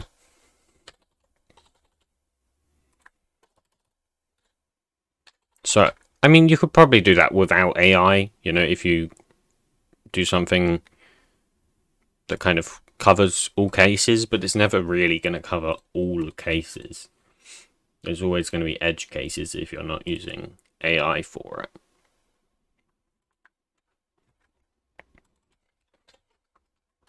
I think that, yeah, definitely, I think that's somewhere the AI is going to come into the future.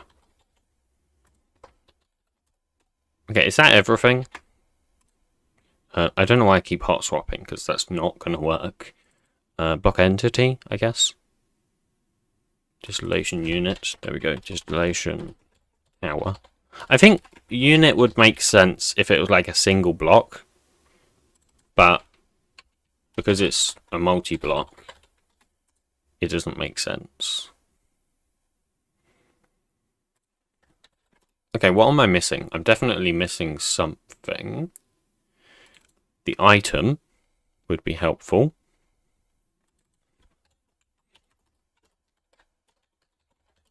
Distillation tower. Distillation tower.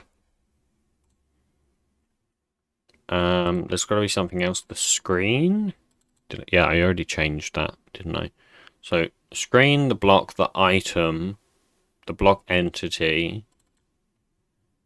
Am I missing anything? The multi-block? Yeah, I think that's everything. Okay, I also tested earlier, and the use method of the distillation tower doesn't work. I'm not sure why, but it just didn't do anything. So let's try and figure that out. Block entity. Put that in there. Distillation tower, block entity, and I'll just save that in here.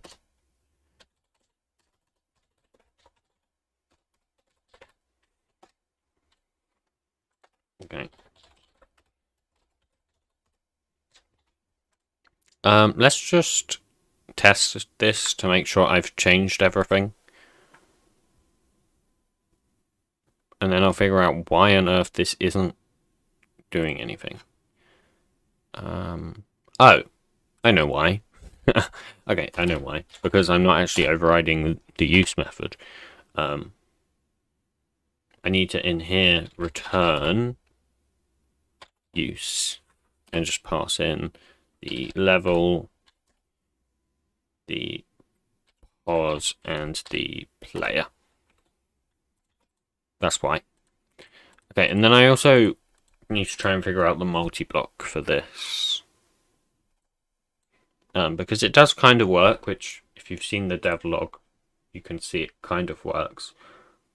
But it's a little bit weird in how it works. So we'll look at that.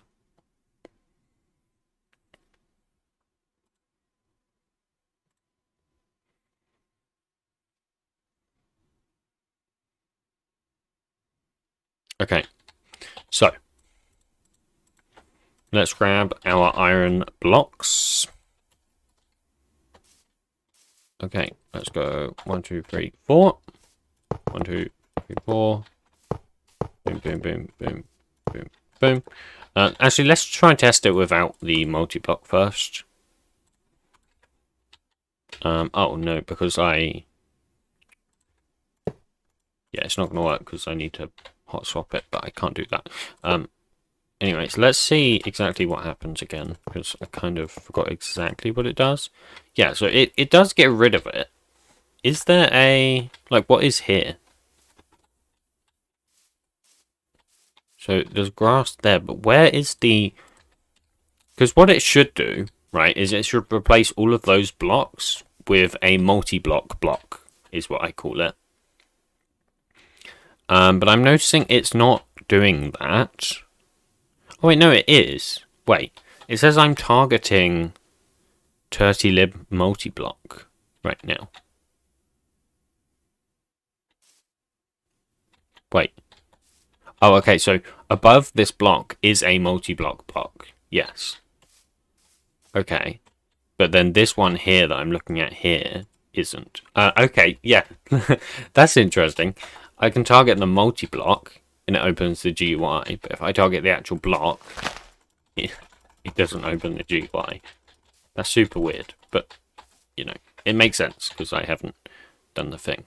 Let's restart the debug session. Okay, I forgot how you do collisions. I need to look at that. So let's go to the one and only useful place for that, which is my GitHub for Dirty Chemistry.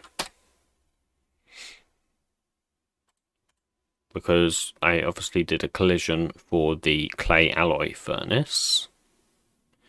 So let's go block, clay alloy furnace. Okay, so this has its voxel shape, but obviously that doesn't work outside of that, does it? Maybe it does. Maybe I didn't have to do anything special. Let's look at the multi-block init. I'm just trying to remember how I coded all this originally. Like, did I make it... Did I somehow make it so that that shape is used for all of the multi-block blocks? I'm not sure. I don't know exactly how I did that. Okay, let's just load back in here. And one thing I actually should have done is I need to change the render shape to return render shape dot entity block animated.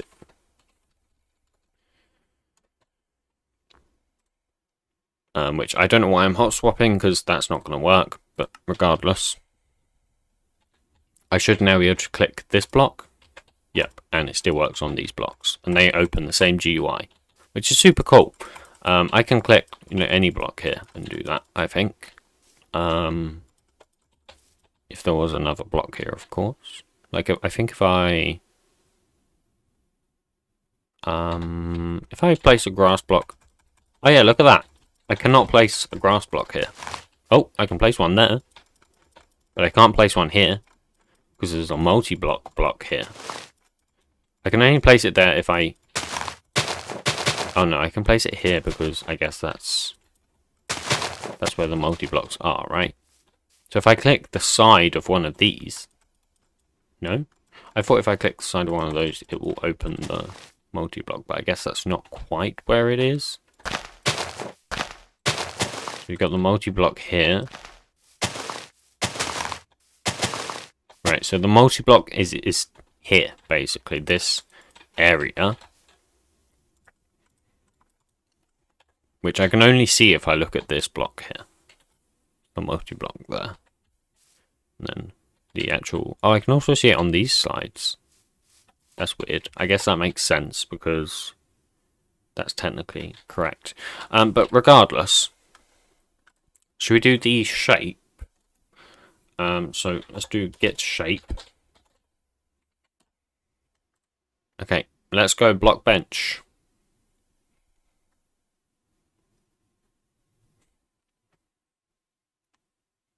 Okay. Just let it load.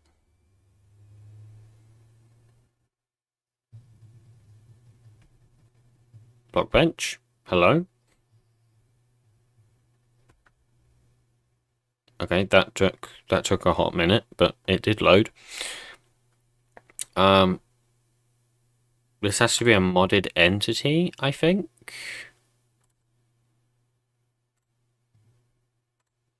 Okay, now if we want to figure out what we want to make this look like. I don't even know what they look like in real life. Like, do they look like what the diagrams look like? I don't know. I assume they look somewhat like what the diagrams look like.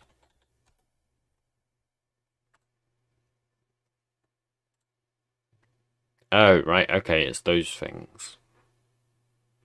So they don't really look like what the diagrams look like. It's kind of a bit of a scam. Okay, so this is a distillation tower, or yeah, column, as Ilya said. Okay, I'll put column in then, because it might give me more relevant results.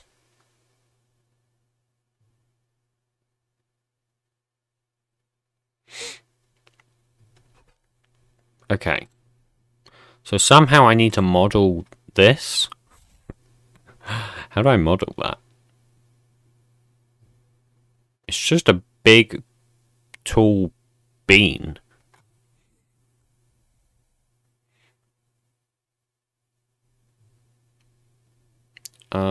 Okay.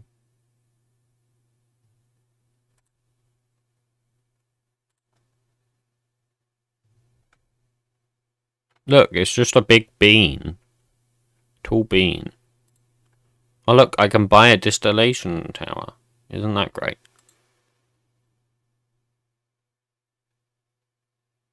Only $550. That's nice and cheap. Anyways. So, my idea initially, and the reason I created like a base for it, is because I think it kind of needs to be on something, like some kind of foundation, if that makes sense.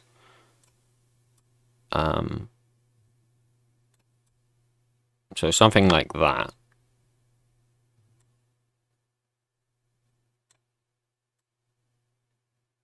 I don't know, like 8 high, maybe?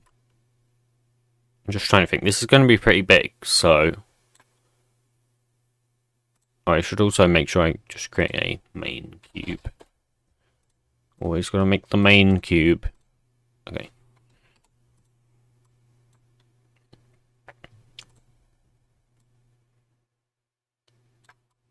So, my idea is... we just make a big bean. Which way is north? North is this way. Okay. Got to remember that. That's quite important. Because I guess we'll have like the spouts on a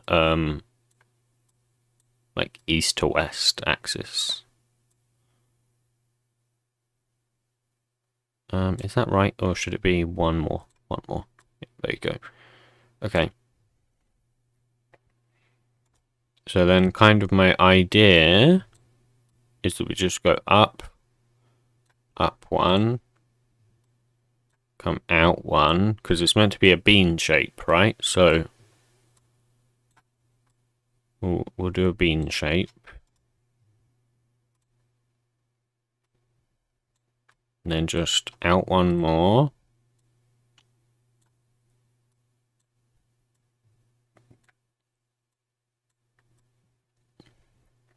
And then maybe out one more. I guess that's a full block at that point, so...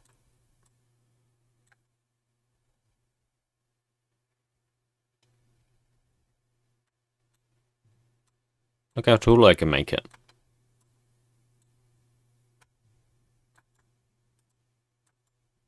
I guess this is about the size of a real one, right? Like in real life, they'd probably be about that tall. How many blocks is that? That's 1, 2, 3, 4, 5, 6, 7, 8. No, I can just look here. 223. Never mind. I can't bother to do math. 1, 2, 3, 4, 5, 6, 7, 8, 9, 10, 11, 12, 13, 14 meters. Real ones are 80 meters? Bro. 80 times 16. 1,280. Okay, here we go.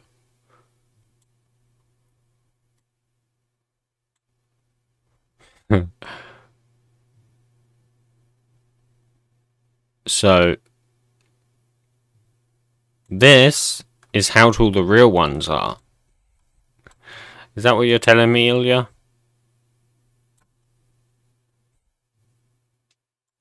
That's pretty bloody tall. That's insanely tall. Are you sure?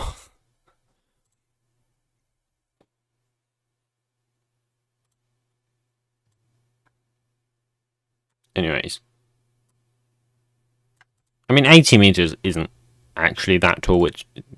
yeah, I mean, obviously in Minecraft terms, that's pretty tall, but...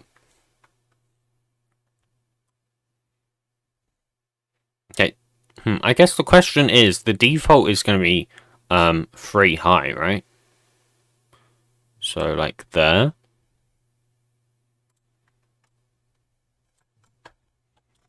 Wait, something's changed. I can't move around like normal. What have I done?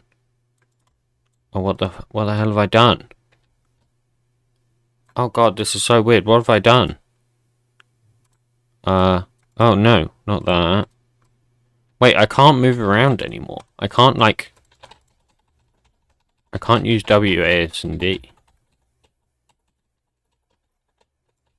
And I can't move around, like I can't rotate with right click anymore. I have to rotate with left click. What's happened? What have I done? What button did I press? I can't use it like this. This is horrible. This is actually horrible. I can't use this.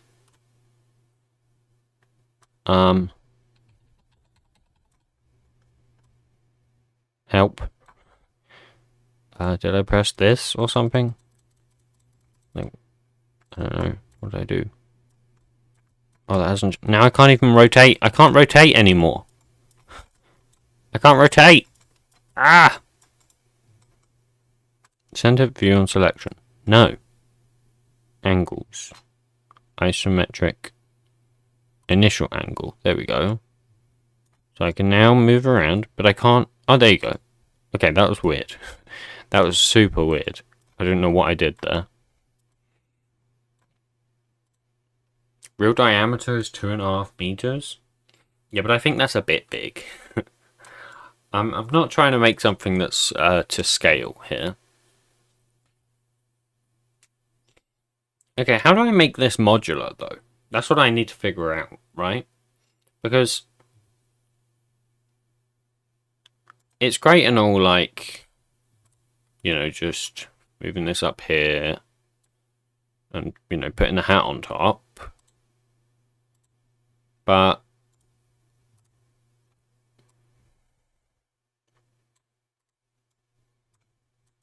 like, that's not modular like that, you know? So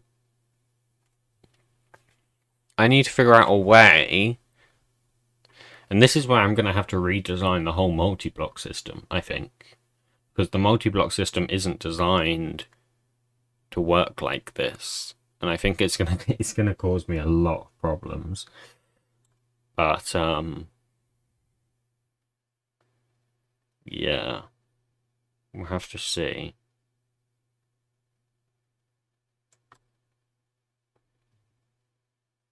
I guess for now I'm gonna leave it like that. So that's 3 tall plus this. So how tall is this in total?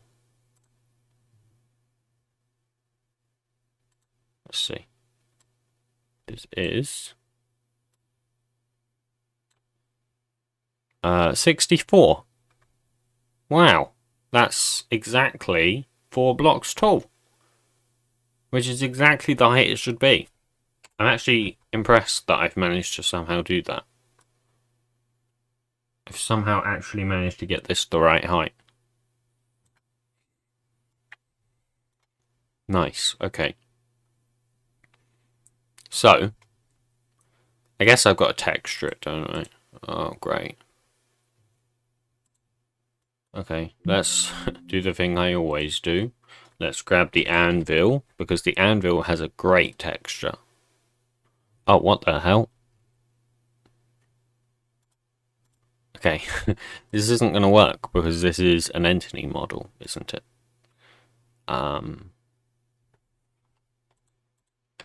So yeah, that's not going to work. Okay, for now, I'll just leave it like this. I'm not texturing it right now. Okay, nice. Let's give that a save. Need to go to E drive. Let me move this over here so I can find the correct folder.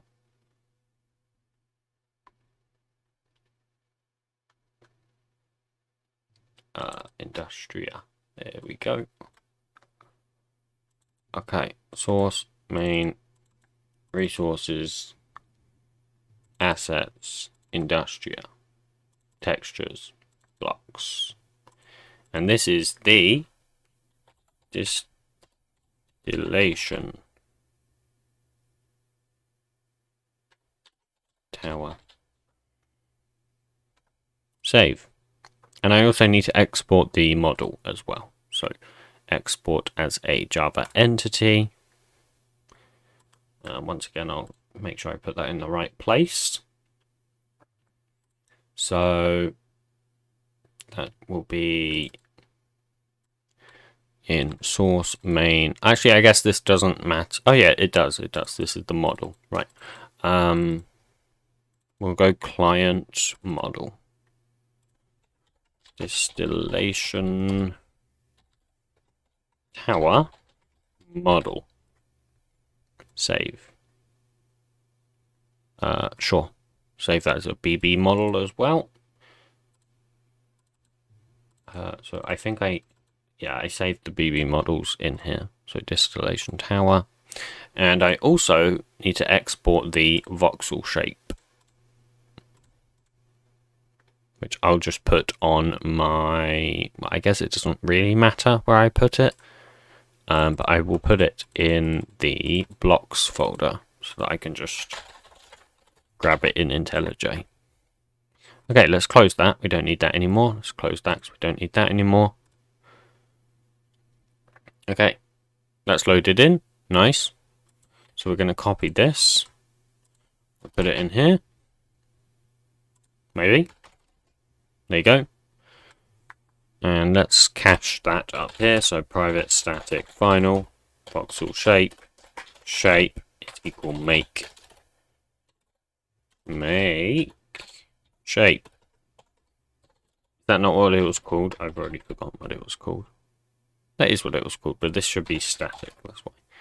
Okay, this is not voxel shapes block bench. You're lying.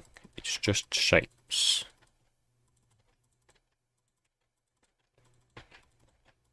And iBoolean function also does not exist anymore. That's Boolean op. Okay, fantastic.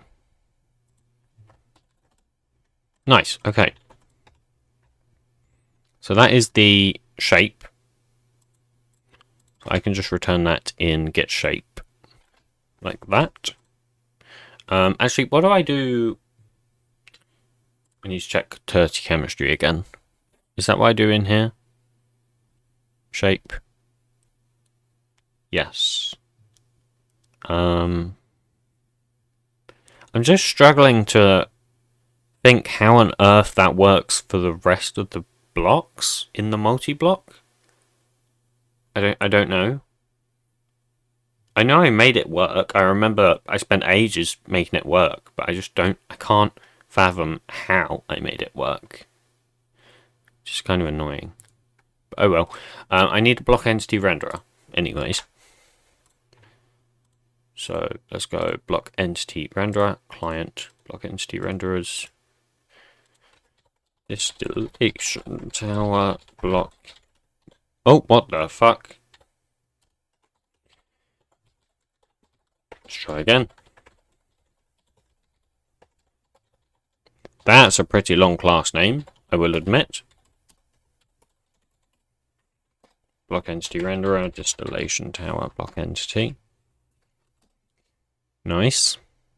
Implement methods, and I also need the constructor. Can I remember the constructor? That's a lovely question. Block entity renderer provider.context, I think. Yes, I did remember it. Let's go. GG.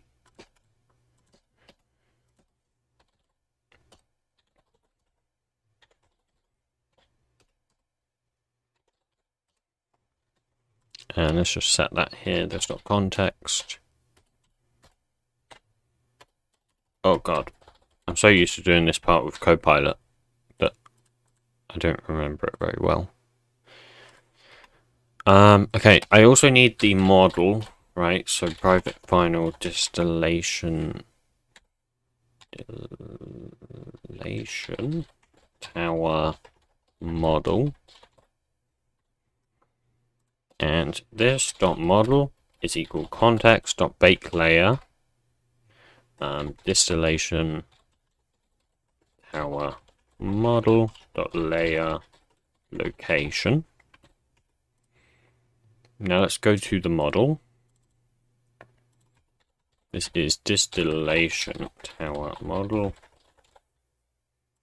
I'll do that there as well. This is not an entity model. Get rid of that. Get rid of these. I do need the package declaration though. Thank you.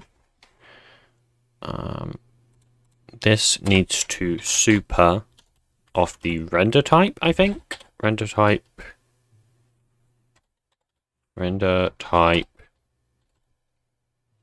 Entity cutout. Okay, this should be the mod ID. Custom model. No, this is the distillation tower. Okay. Create body layer. That's kind of cringe. This is the create main layer. And this is the mesh definition. Now get your capitalization right. God damn it. I don't need to assign main. I don't need the animations because this is not an entity. And this should be this.main.rendered buffer. Is that everything for the model? I believe so, actually. Nice, okay. That's that part done. That's referenced. Why doesn't it like that? Context.bake layer.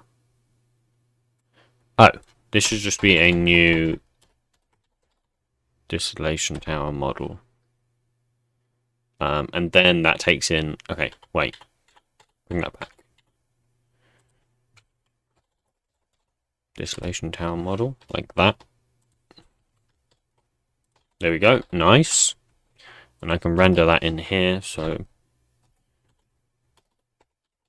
Pose.push pose. And then I need to... scale it. Can I remember? I think it's just 1, -1, and 1. And then it also needs translating very often. Which I don't remember, but I think it's 0.5, 0.3165 and 0.5, something like that. We'll see in a minute. Render to buffer. What do we want? We want that. We want the buffer source. Get buffer, which needs to take in the texture. Private static. Oh, what the? Texture.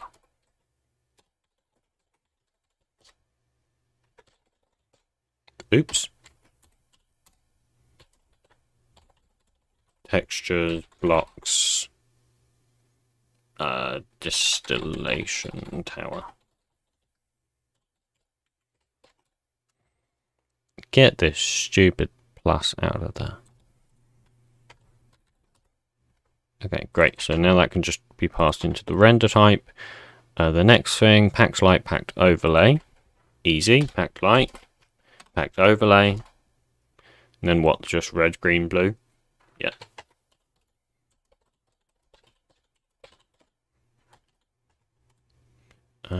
It doesn't like that because this needs to be the actual render type. Which is render type of entity cutout.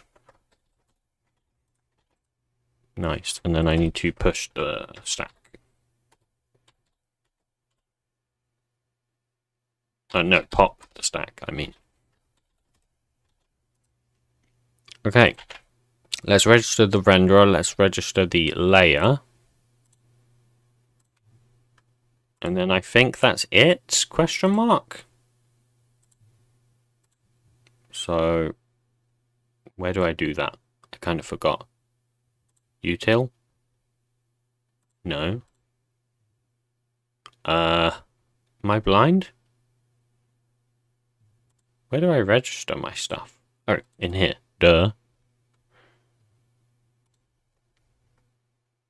Okay, so that's the agitator there. So I'll plonk it in here.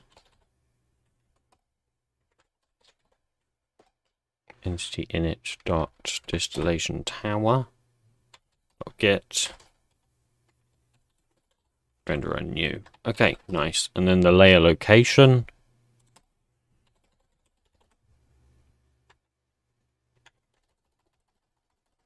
Okay, that was a waste of time doing it like that. Very well.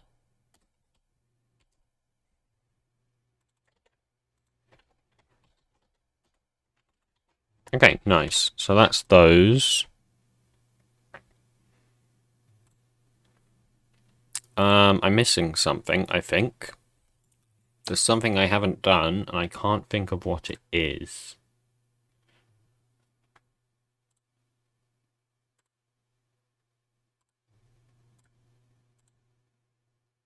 I'm definitely missing something.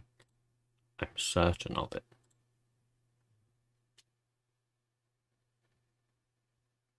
Maybe I'm not.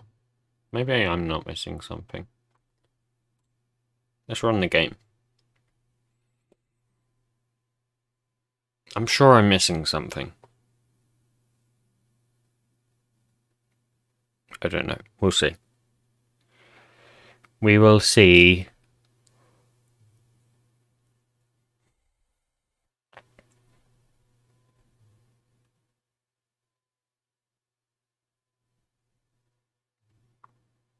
See, this is why I need a better CPU, you see? Because it takes bloody forever to load. Look at this. It's like 5 years. Also, while I'm at it, I should just remove Balm and Cooking for Blockheads, because I don't need those anymore. Well, I never needed them in the first place, so...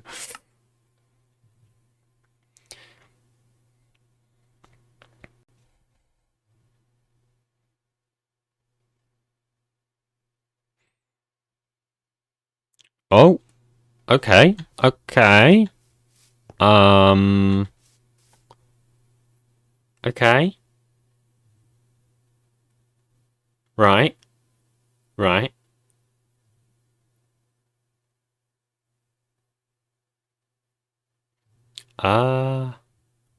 Okay. One thing I can do here, I think my scaling is wrong. I think that's why it's so weird. Okay. Let's have a look. So,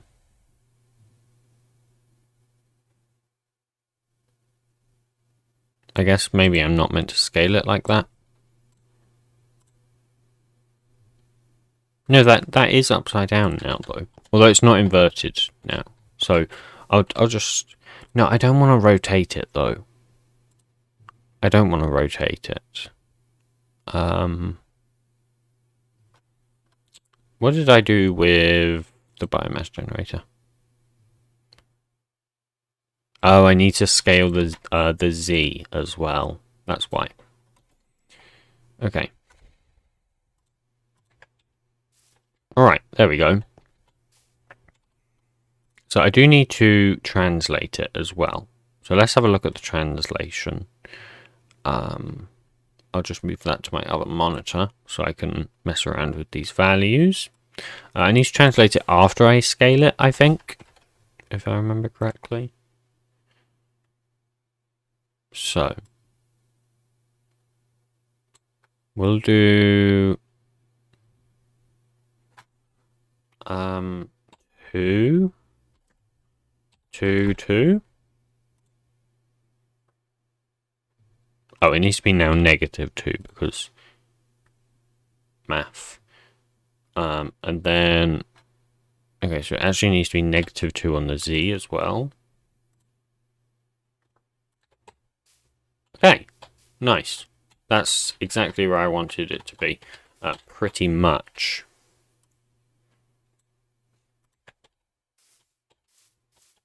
So, question, actually. It's floating, isn't it? It is. Why?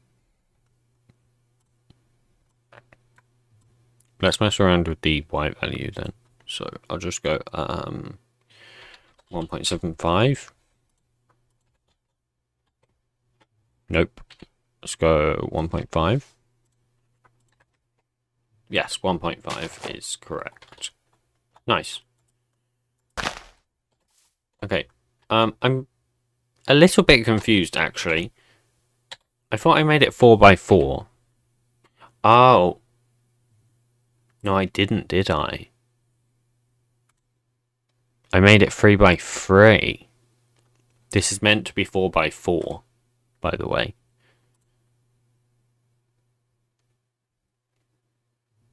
So how do I make it 4x4? Okay, well I need to come out this way by 8. 3, 4, 5, 6, 7, 8. 1, 2, 3, 4, 5, 6, 7, 8. 1, 2, 3, 4, 5, 6, 7, 8. 1, 2, 3, 4, 5, 6, 7, 8. Okay. And now what I can do is I can delete this texture and just regenerate the texture. Which means I also need to regenerate the model, which is a little bit of a pain, but it's okay. So I'll first of all save the model. Well, I'll save the texture first. Fine. Fine. If you must. What do you mean? What about the tower in the middle? Is it the wrong size?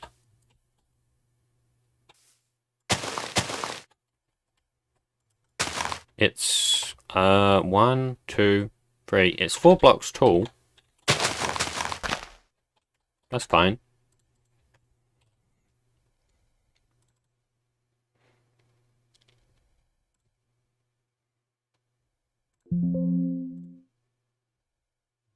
Oh, you know what I want? Okay, I don't know why I'm doing that, because I wanted to actually do something with this model. I didn't want to just have a base, because that doesn't make sense. What I wanted to do was like have some supports. Not just, you know, a base. So let's like put something there. I'm sure my left and right click have been inverted in Blockbench. That's what it feels like. I mean, I haven't used Blockbench in a while, so maybe not, but I feel like they're inverted. Okay, so what I wanted to do is, first of all, this needs to be in its own group then, doesn't it? So let's put that in there. Now let's center the pivot point. Let's rotate 25 degrees. I guess that's fine. Oh, I need to grab the cube.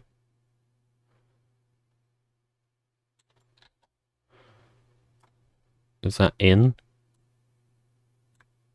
I don't know. But if I do that now, does that reach? How far up does that reach? Yeah, so that's pretty much what I wanted. Like that, basically. No, that's not really what I wanted, actually. That's a lie. I wanted something more like this. 25 degrees isn't quite enough, really. If we're being honest.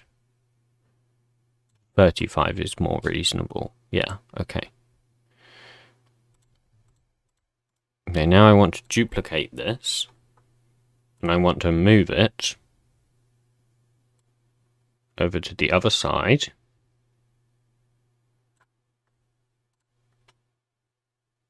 And then just rotate it. Not like that. Like that. So negative 35 this should be. There we go.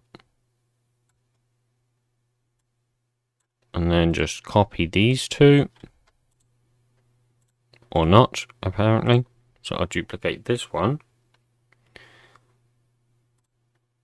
Now I need to move this one over here.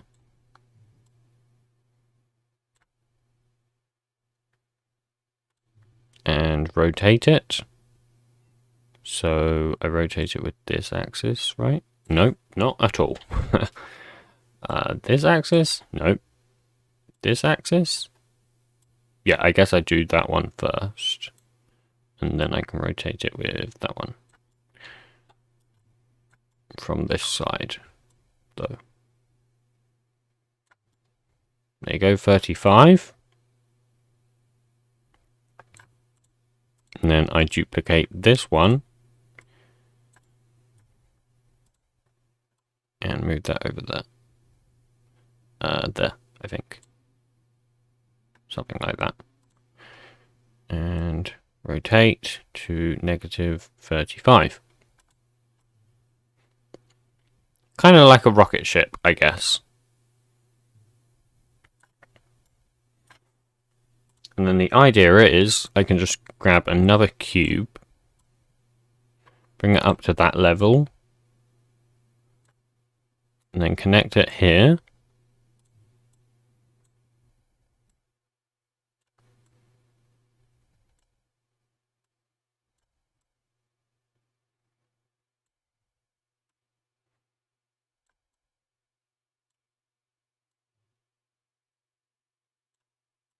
Okay, like that, I think.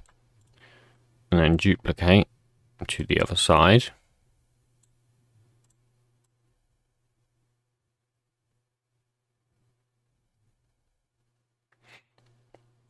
And then grab both of these. No, just grab one, actually. Would make more sense. Duplicate it.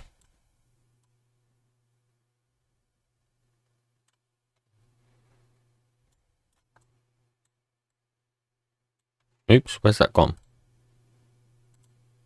There we go.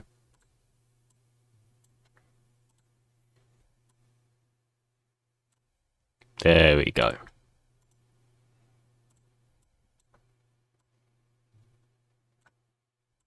Okay, so the small issue here is that these stick up at the top. So what I could do, I think, possibly with all of them,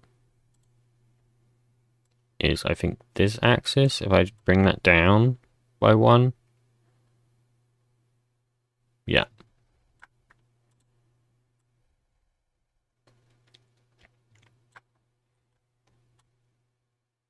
Okay, just don't show this to any structural engineer, because this probably looks completely and utterly unstable, but it's fine.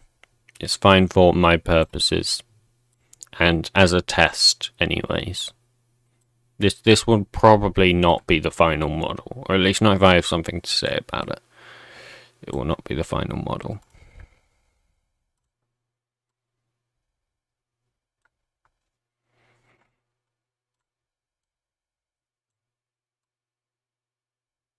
Wait, why is it different on this side?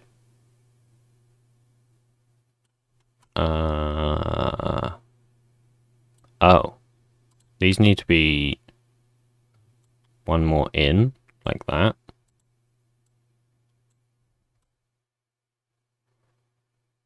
No, that's not right. Something's wrong there. Something's wrong! Something major is wrong. What's wrong?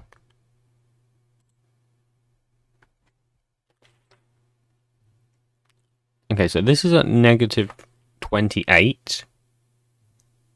And this is at 28. These are at... This one's at 28, okay. And this one's at 29, so that's not right. So something's definitely wrong with that one.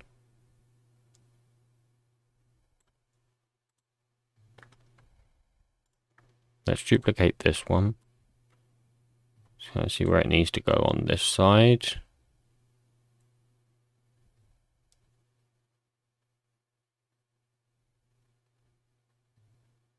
Okay, so this just needs to go one to the left. And scale these two in. Is that right? No, something is still slightly wrong here. I think I need to bring these back up by one, because I don't think that's going to work otherwise.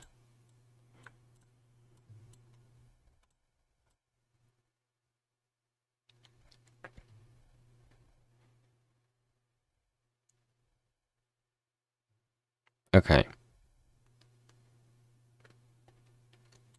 I guess I could make these 3 high. Is that going to look weird though? Probably.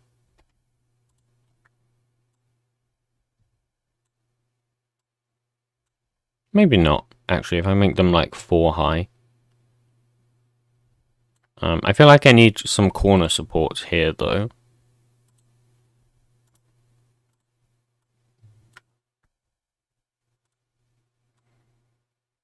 So let's do that.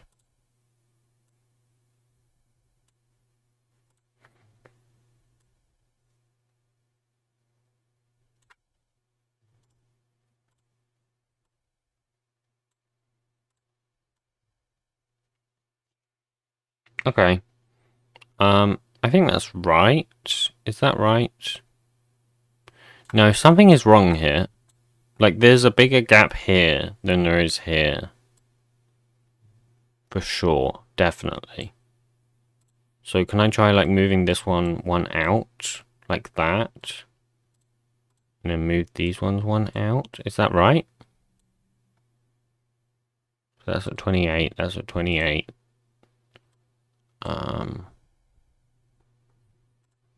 Yeah, I need to center the pivot points as well, actually.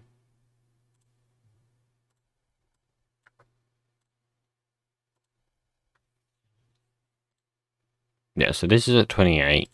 This is at 28. This is at 28. And this is at 28. Okay, then now it's all right. Now it's correct. Let's just grab all this green stuff as well. And let's group that. Call this the support.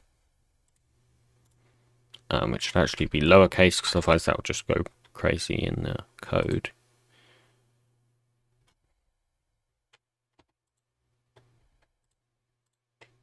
Okay, I just want to rename all of these at once, but I guess I can't do that.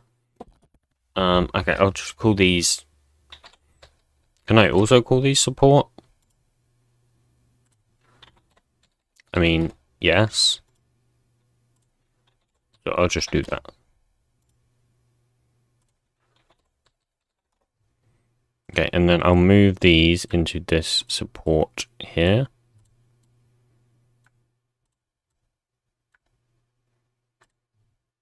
Okay. I think that's better.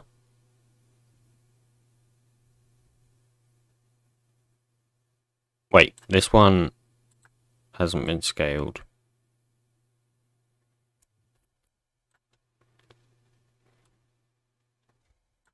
And then after this, we need to do the inputs and outputs, which I don't really know how I'm going to do, but I'll figure it out.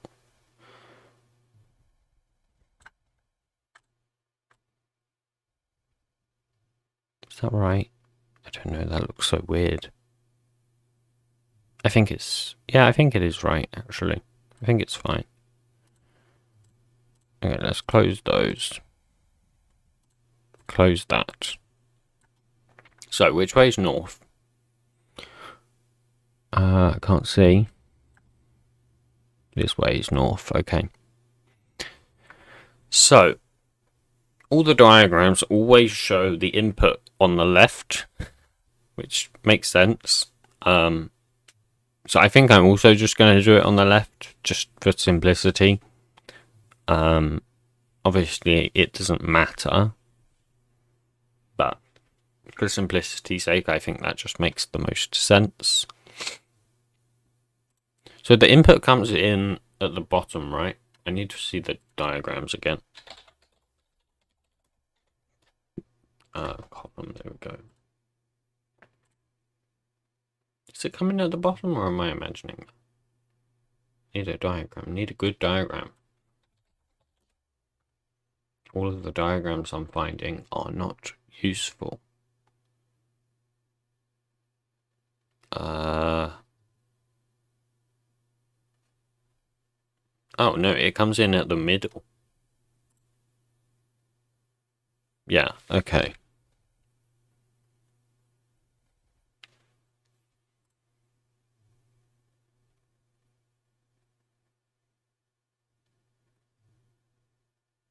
Okay. Yeah, I see.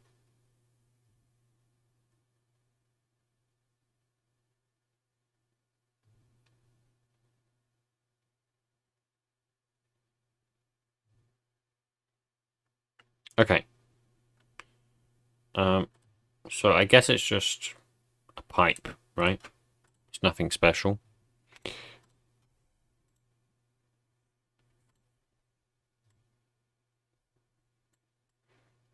Okay, here's the issue. I've now made this support beam exactly basically where the input should be. I guess here would be fine though. So I'll just do that. 1, 2. I'll go 4x4.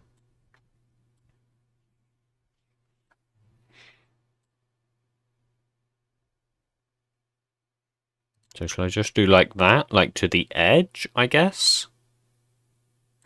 Would make the most sense.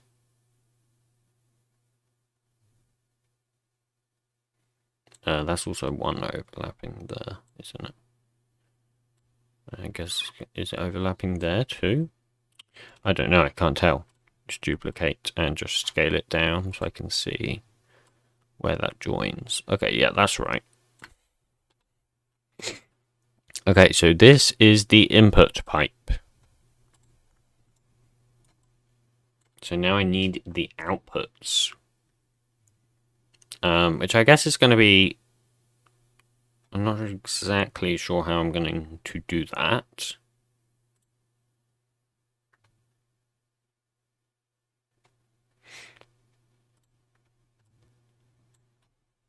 So the whole idea is that I have one kind of output per block, right? So like per block high, there'll be one output. Okay, I've made this really complicated by adding these supports. So I'm gonna have to like pipe around the support. So please no one moan at me for realism, because this is not gonna look realistic. Not that I think anyone actually cares about that, because it's a Minecraft mod. But, you know.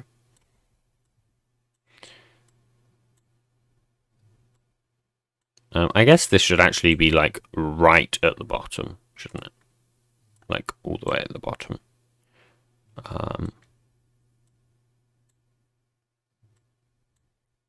Like right down there. No, I can't remove the supports, Stephen. That would just be evil. You can't do that. Like, it needs to be... There needs to be a support somehow. Otherwise, that just would look super weird, I think.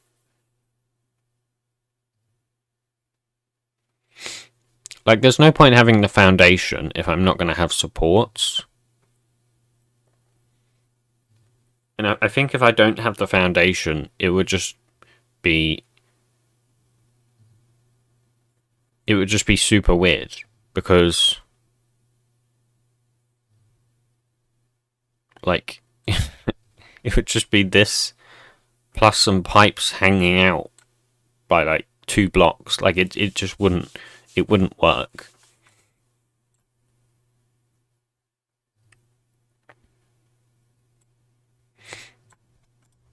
So I'm going to duplicate this. And we're going to have it turn. I guess, shall I make it split into 2? Or is that just going to be super weird? I don't want it to look too weird, you know.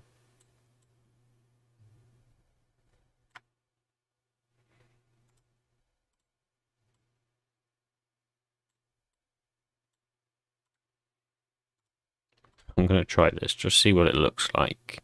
Don't moan at me yet.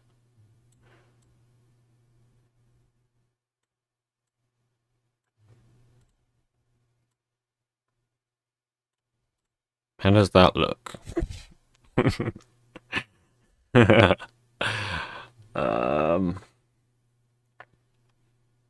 Maybe I just have it pipe through the support, you know? Maybe no one will notice.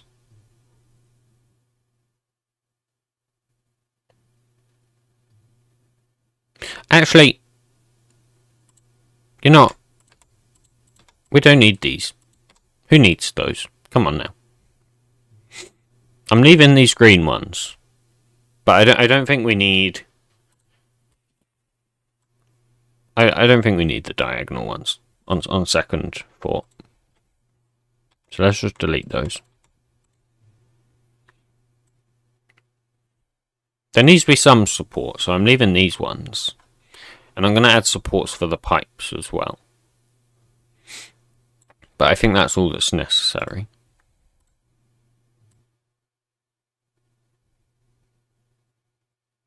Okay, so maybe about there. Or I guess just all the way up to there. And then I have the other one all the way at the top. But there also needs to be one for like gases, right?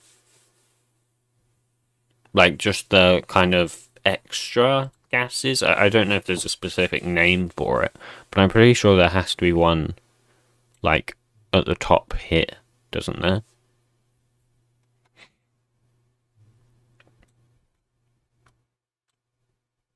So I guess I should do that too.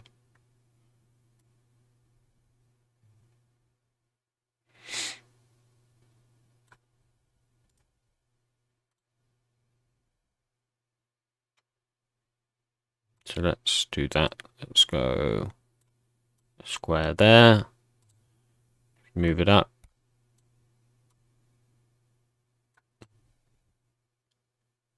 Oh no, I can't do that because that would mean that's like higher than the maximum. I can't go that high. So that's actually not going to happen. But I think that's fine because the only reason we even have these ones come out this far is so that they can reach the other side of the block. So I don't think I need to have one at the top anyways. That's fine. Okay, now I just need to add supports for the pipes, which should be fairly easy. They'll just be basic, like, structure. Okay.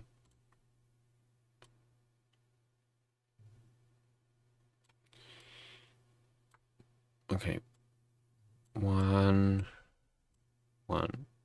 2. And then I guess I just duplicate this.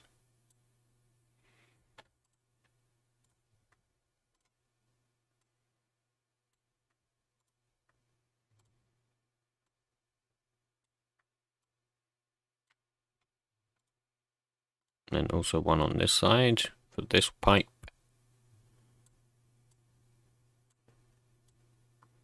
There we go. Okay, how far is that the right distance outwards though? I don't know. How many from the end is this? Let's see.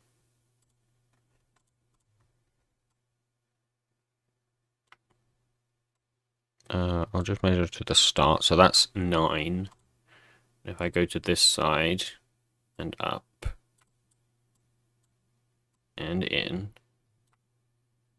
9. So this needs to come just one to the left. I was almost there, but not quite.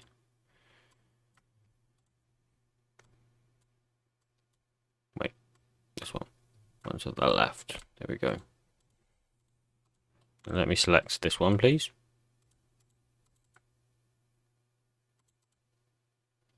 This one. This one. This one. This one. This one. This one. Where is it? There it is. Okay. So now I will just, like,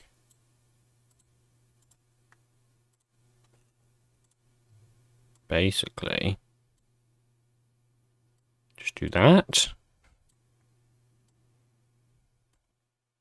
And just extend that up.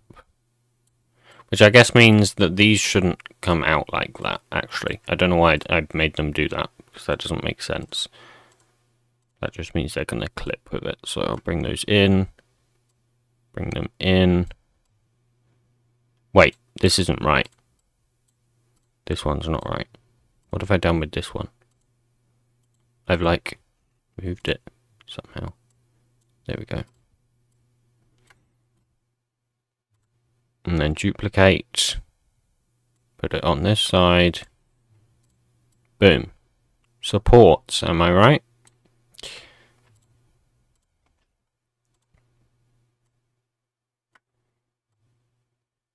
There we go. And then grab these. Duplicate. Bring them over. Scale them down. Nice, that's now also supported. I think that looks good. I think that looks fine. I am really tempted to, like, add glass on the front. I think that would look really cool, but I'm not going to do that because it's too much. And that would mean I'd have to render shit. I don't want to do that. I don't want to have to render all the stuff inside. That would just be too much. I'm already having enough pain with the agitator. I don't want to kill myself doing that. Okay. I think that's everything, unless I'm missing something important here. Let me just have a look at the diagram again.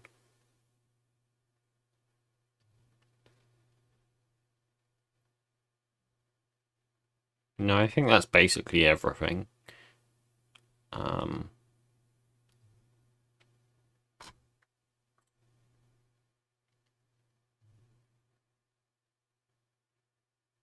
See, a lot of the diagrams do actually show the input being at the bottom.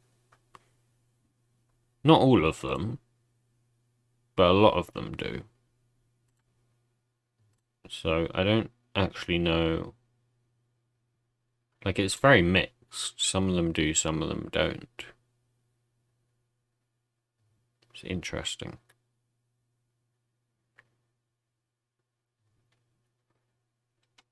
Regardless, I think that's probably going to do it for this stream. We've been going for about 3 hours, which I think is enough. So I will just export this and save this and everything. So let's do that. Let's export the voxel shape. Confirm. And then we'll end the stream there. Maybe I'll stream again tomorrow. Who knows? We'll see. We'll see.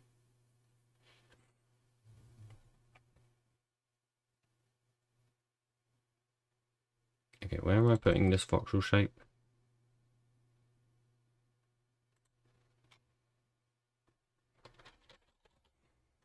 Put it there. And that's also, I need to export the entity, don't I?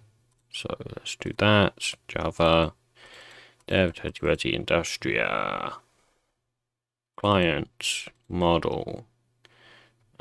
I'll save this as distillation model tower 2 so that I can just copy paste what I need rather than everything. Oh, these, damn it, these need to be in support, but not the pipes. The pipes shouldn't be in support. take those out of support and put them in the main. Main support needs to go inside of main as well. Okay, I need to re-export now. Try again. There you go. I don't need to re-export the voxel shape, that's fine. I will just save the BB model though. And I need to export a texture as well. So I'll add some padding. Give that a save. Main resources, assets, Industria, textures, blocks. Distillation tower, there we go. Replace. Okay, let's close that. Nice. Okay, so let's come into the model and let's sort these out. So all I'm going to do is I'm just going to copy this part here. Imagine manually writing this out. Imagine what people did before Blockbench and Tabular with their models. Like, that would be insane. That would be absolute insanity. I literally cannot imagine writing this out. I wouldn't do it. It's insane. Absolutely insane. What's going on here? Why is there an error? Main. Oh, because I need to...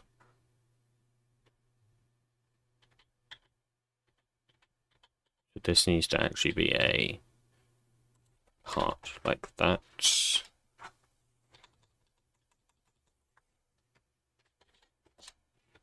There we go. Yeah, I guess that is why MC models are so blocky. That's true, because they manually did them. Or Notch manually did them back in the day.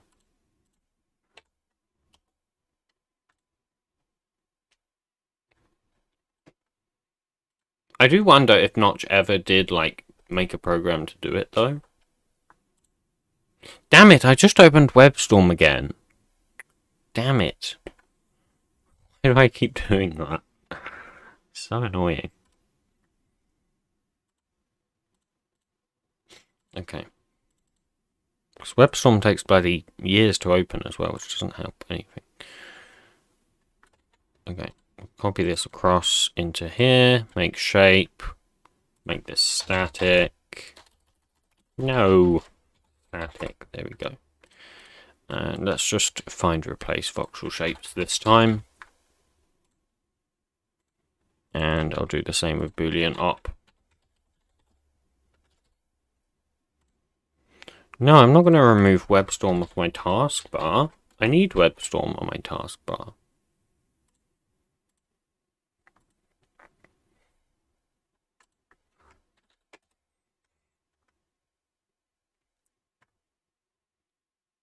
Okay, shall we try this? Let's just make sure the texture is loaded in as well. And then, yeah, we'll see if this works, and we'll test, and then we'll end the stream, I guess. If it works, of course.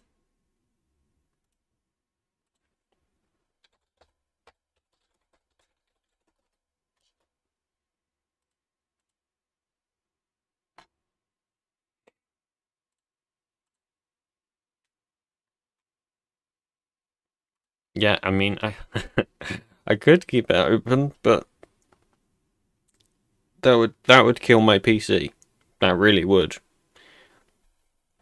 I can't like edit videos with IntelliJ open, so I probably can't do it with WebStorm open either.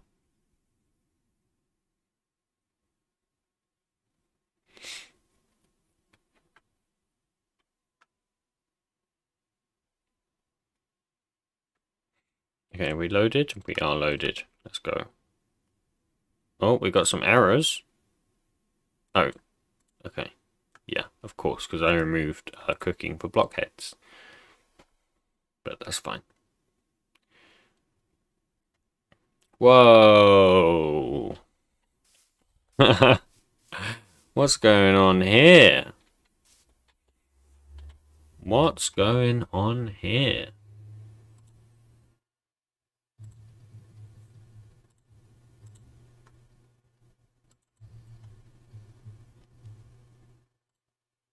Interesting. Did I forget to change something? So let's just see, is the block, is that updated? Yeah, that's all updated.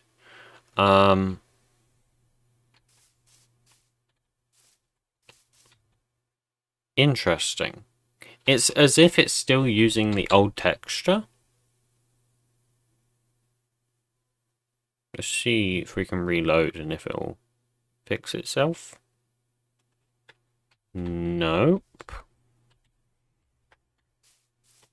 Weird, actually. Let me go back into Blockbench. Did I forget to export the texture properly? Maybe. If I create texture, padding, confirm. Does that create it for all the cubes? Maybe it didn't create it for all the cubes actually. Padding, confirm. Save. Distillation tower. Save. Yes. Okay, go back into IntelliJ. Reload from disk. Build the project. Come back into here. And once that's loaded, which I think it has.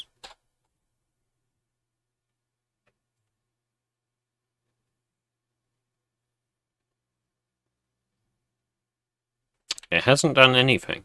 Okay, that's interesting because that suggests to me that the model is the issue. Which I'm struggling to figure out how that could be possible. Hello, Daniel Smith. Welcome to the stream. So 256 by 256, is that right? Yes, that is right.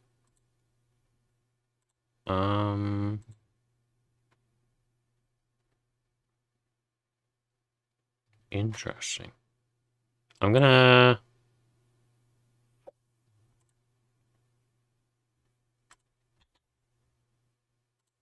Okay, I'm gonna export it again. Maybe I just did something wrong, I don't know.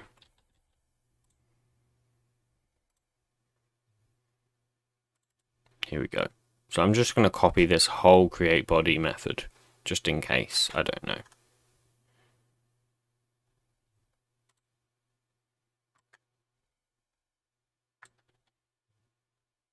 Okay, so just rename it to create main layer. Get rid of the variable there. Rename this to mesh definition. Rename this to part definition.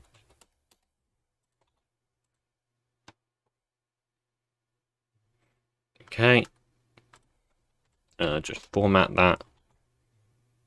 And can I hot swap? Okay, it's been hot swapping this one for ages actually. What's going on here? Okay, I think I need to restart because I think I've broken something. It's still trying to hot swap. Even though I've restarted, it's still trying to hot swap. Oh, I need to delete this too, by the way. Yeah, that's broken everything now. Why are you still hot swapping? I'm going to restart IntelliJ.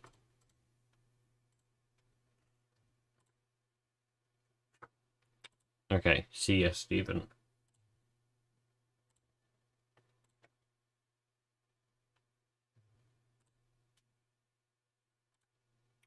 Okay.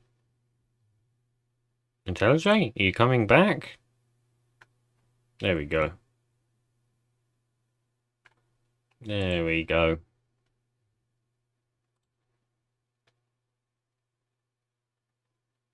Okay. Let's give it a run. If it doesn't work this time, then I have absolutely no idea what's wrong. So, here we go. If you want to work, there you go.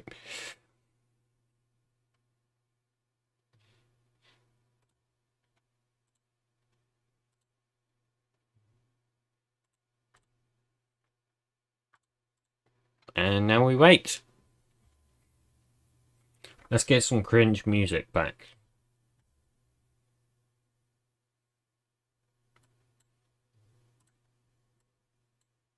Okay, here we go.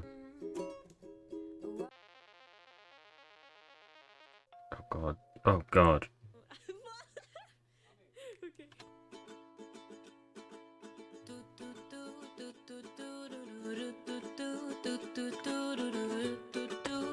Oh, so cringe. Okay.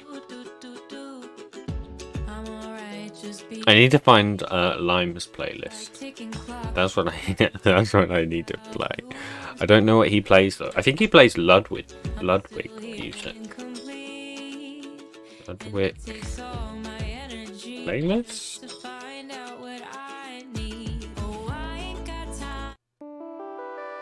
One, two, three, and four. Yep, this is Lime's playlist.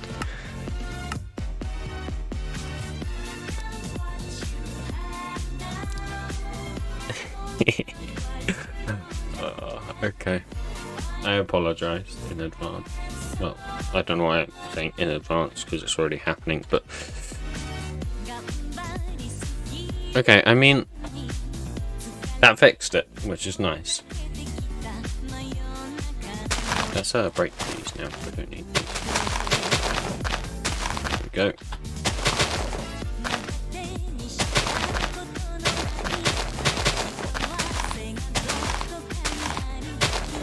Okay, the voxel shape is still kind of not in the right place.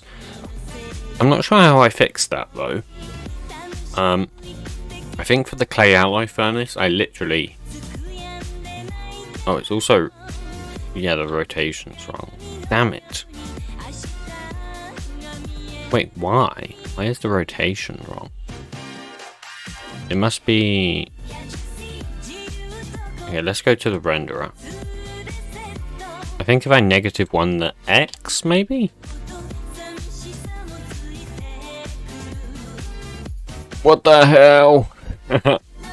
That inverts it, but it's kind of right though. But yeah, not quite what we want here. Let's stack, rotate. No, not rotate. It's mole pose, isn't it?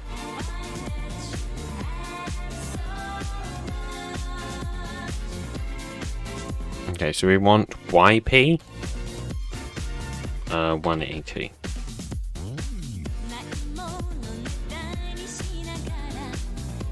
Yeah, that's correct.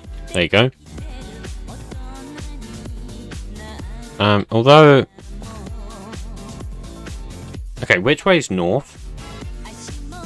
I'm facing south, so this way is north. Is that right? I don't think that's right, though. Let's open back the model. Which way is north in the model? The blue side. Okay, that is right. Yeah, that is right. Okay. I'm not sure about the voxel shape. Okay, actually, I have an idea. This might be really janky, but what I'm going to do is I'm going to move it completely to the left and completely like back like that,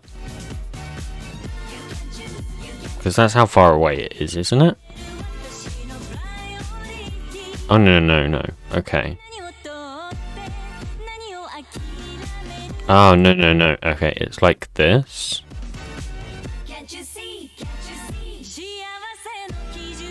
Like that. So if I export the voxel shape now, that will work.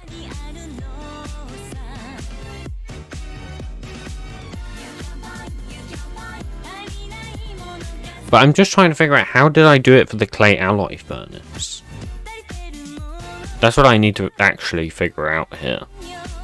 Because for the clay alloy furnace, I had the multi-block blocks also using this voxel shape, so it would work from anywhere. But that's not working for some reason here. So let's go to GitHub. Here we go. So get shape here.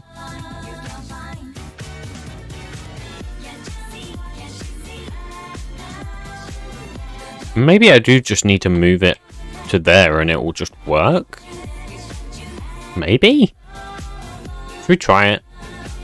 Let's give it a go. Okay. This music is long actually, isn't it? 5 minutes. Okay, let's save it there. And then we'll come back into IntelliJank.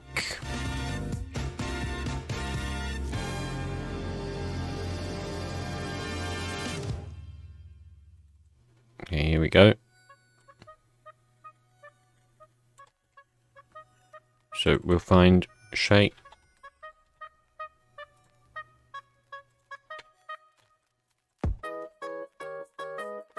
Boolean op. There we go. Now I think I can just find just hot swap this question mark. Oh no, I can't because I cached it. Damn it! Why did I cache it? Shouldn't cache it. Okay. Meanwhile that's doing it, I'm just gonna look at the GitHub again. See if I did anything fancy. Maybe. Let's go to here. This music is so cringe.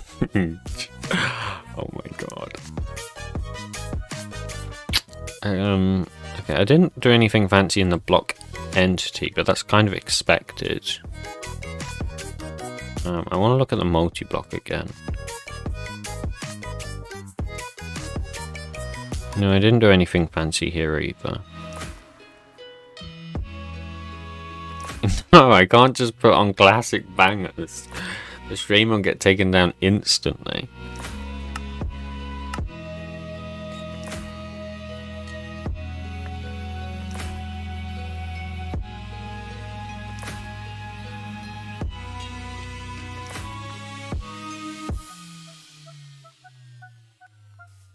Hey, that works. Look at that. Look at that. I can be looking at this block over here. Which, by the way, is... That's actually epic. I'm so proud of that I did that, actually. I didn't realise I did that. And it works with collision, look.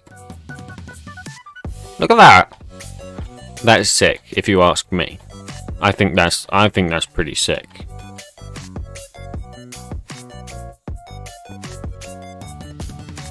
Look at that.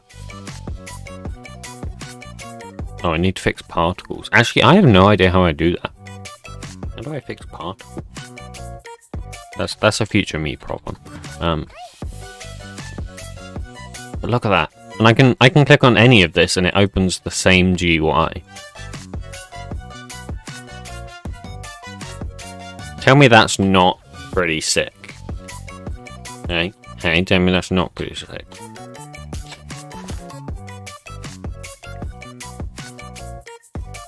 But let's be honest, that was the easy part. The hard part is actually having the input be here and the outputs be here, here, and here. That's the hard part. Well, and also texturing it, which I'm probably gonna pay someone to do, to be honest. Like, I just can't texture big things like this. I don't understand how people do it. Yeah, I struggled to texture something as basic as this shit, right? Like, this took me forever. And this is just using vanilla textures. So, yeah, I would never be able to do something like this. It would take me ages. And I would just use vanilla textures anyways, if I was to do it. So, I'm going to need someone to do that for me. Wink, wink, Stephen, if you're still here. Which I don't think you're still here, but still. Yeah, but that's, I think, going to be the end of this stream. I think we've made good progress, right? We've mostly got this one working, which I guess I'll do a model for this next. Yeah, that'll probably be my next stop when it comes to models. But yeah, I think that's pretty cool, if you ask me. I'm gonna screenshot this and probably not use it for anything, because I don't know what I would use it for, but regardless. So yeah, if you obviously enjoyed the stream, please be sure to give it a like and subscribe as well, so you know when I next stream, which might be tomorrow. Maybe. I'm not sure. I kind of want to do something special tomorrow. A special stream tomorrow. Something that I've never done before. Something that has never been done before on the whole entire history of this planet. So maybe I'll do that tomorrow. Or maybe I'll do that another time. But yeah, that's it for this one. So I will see you all later. Goodbye.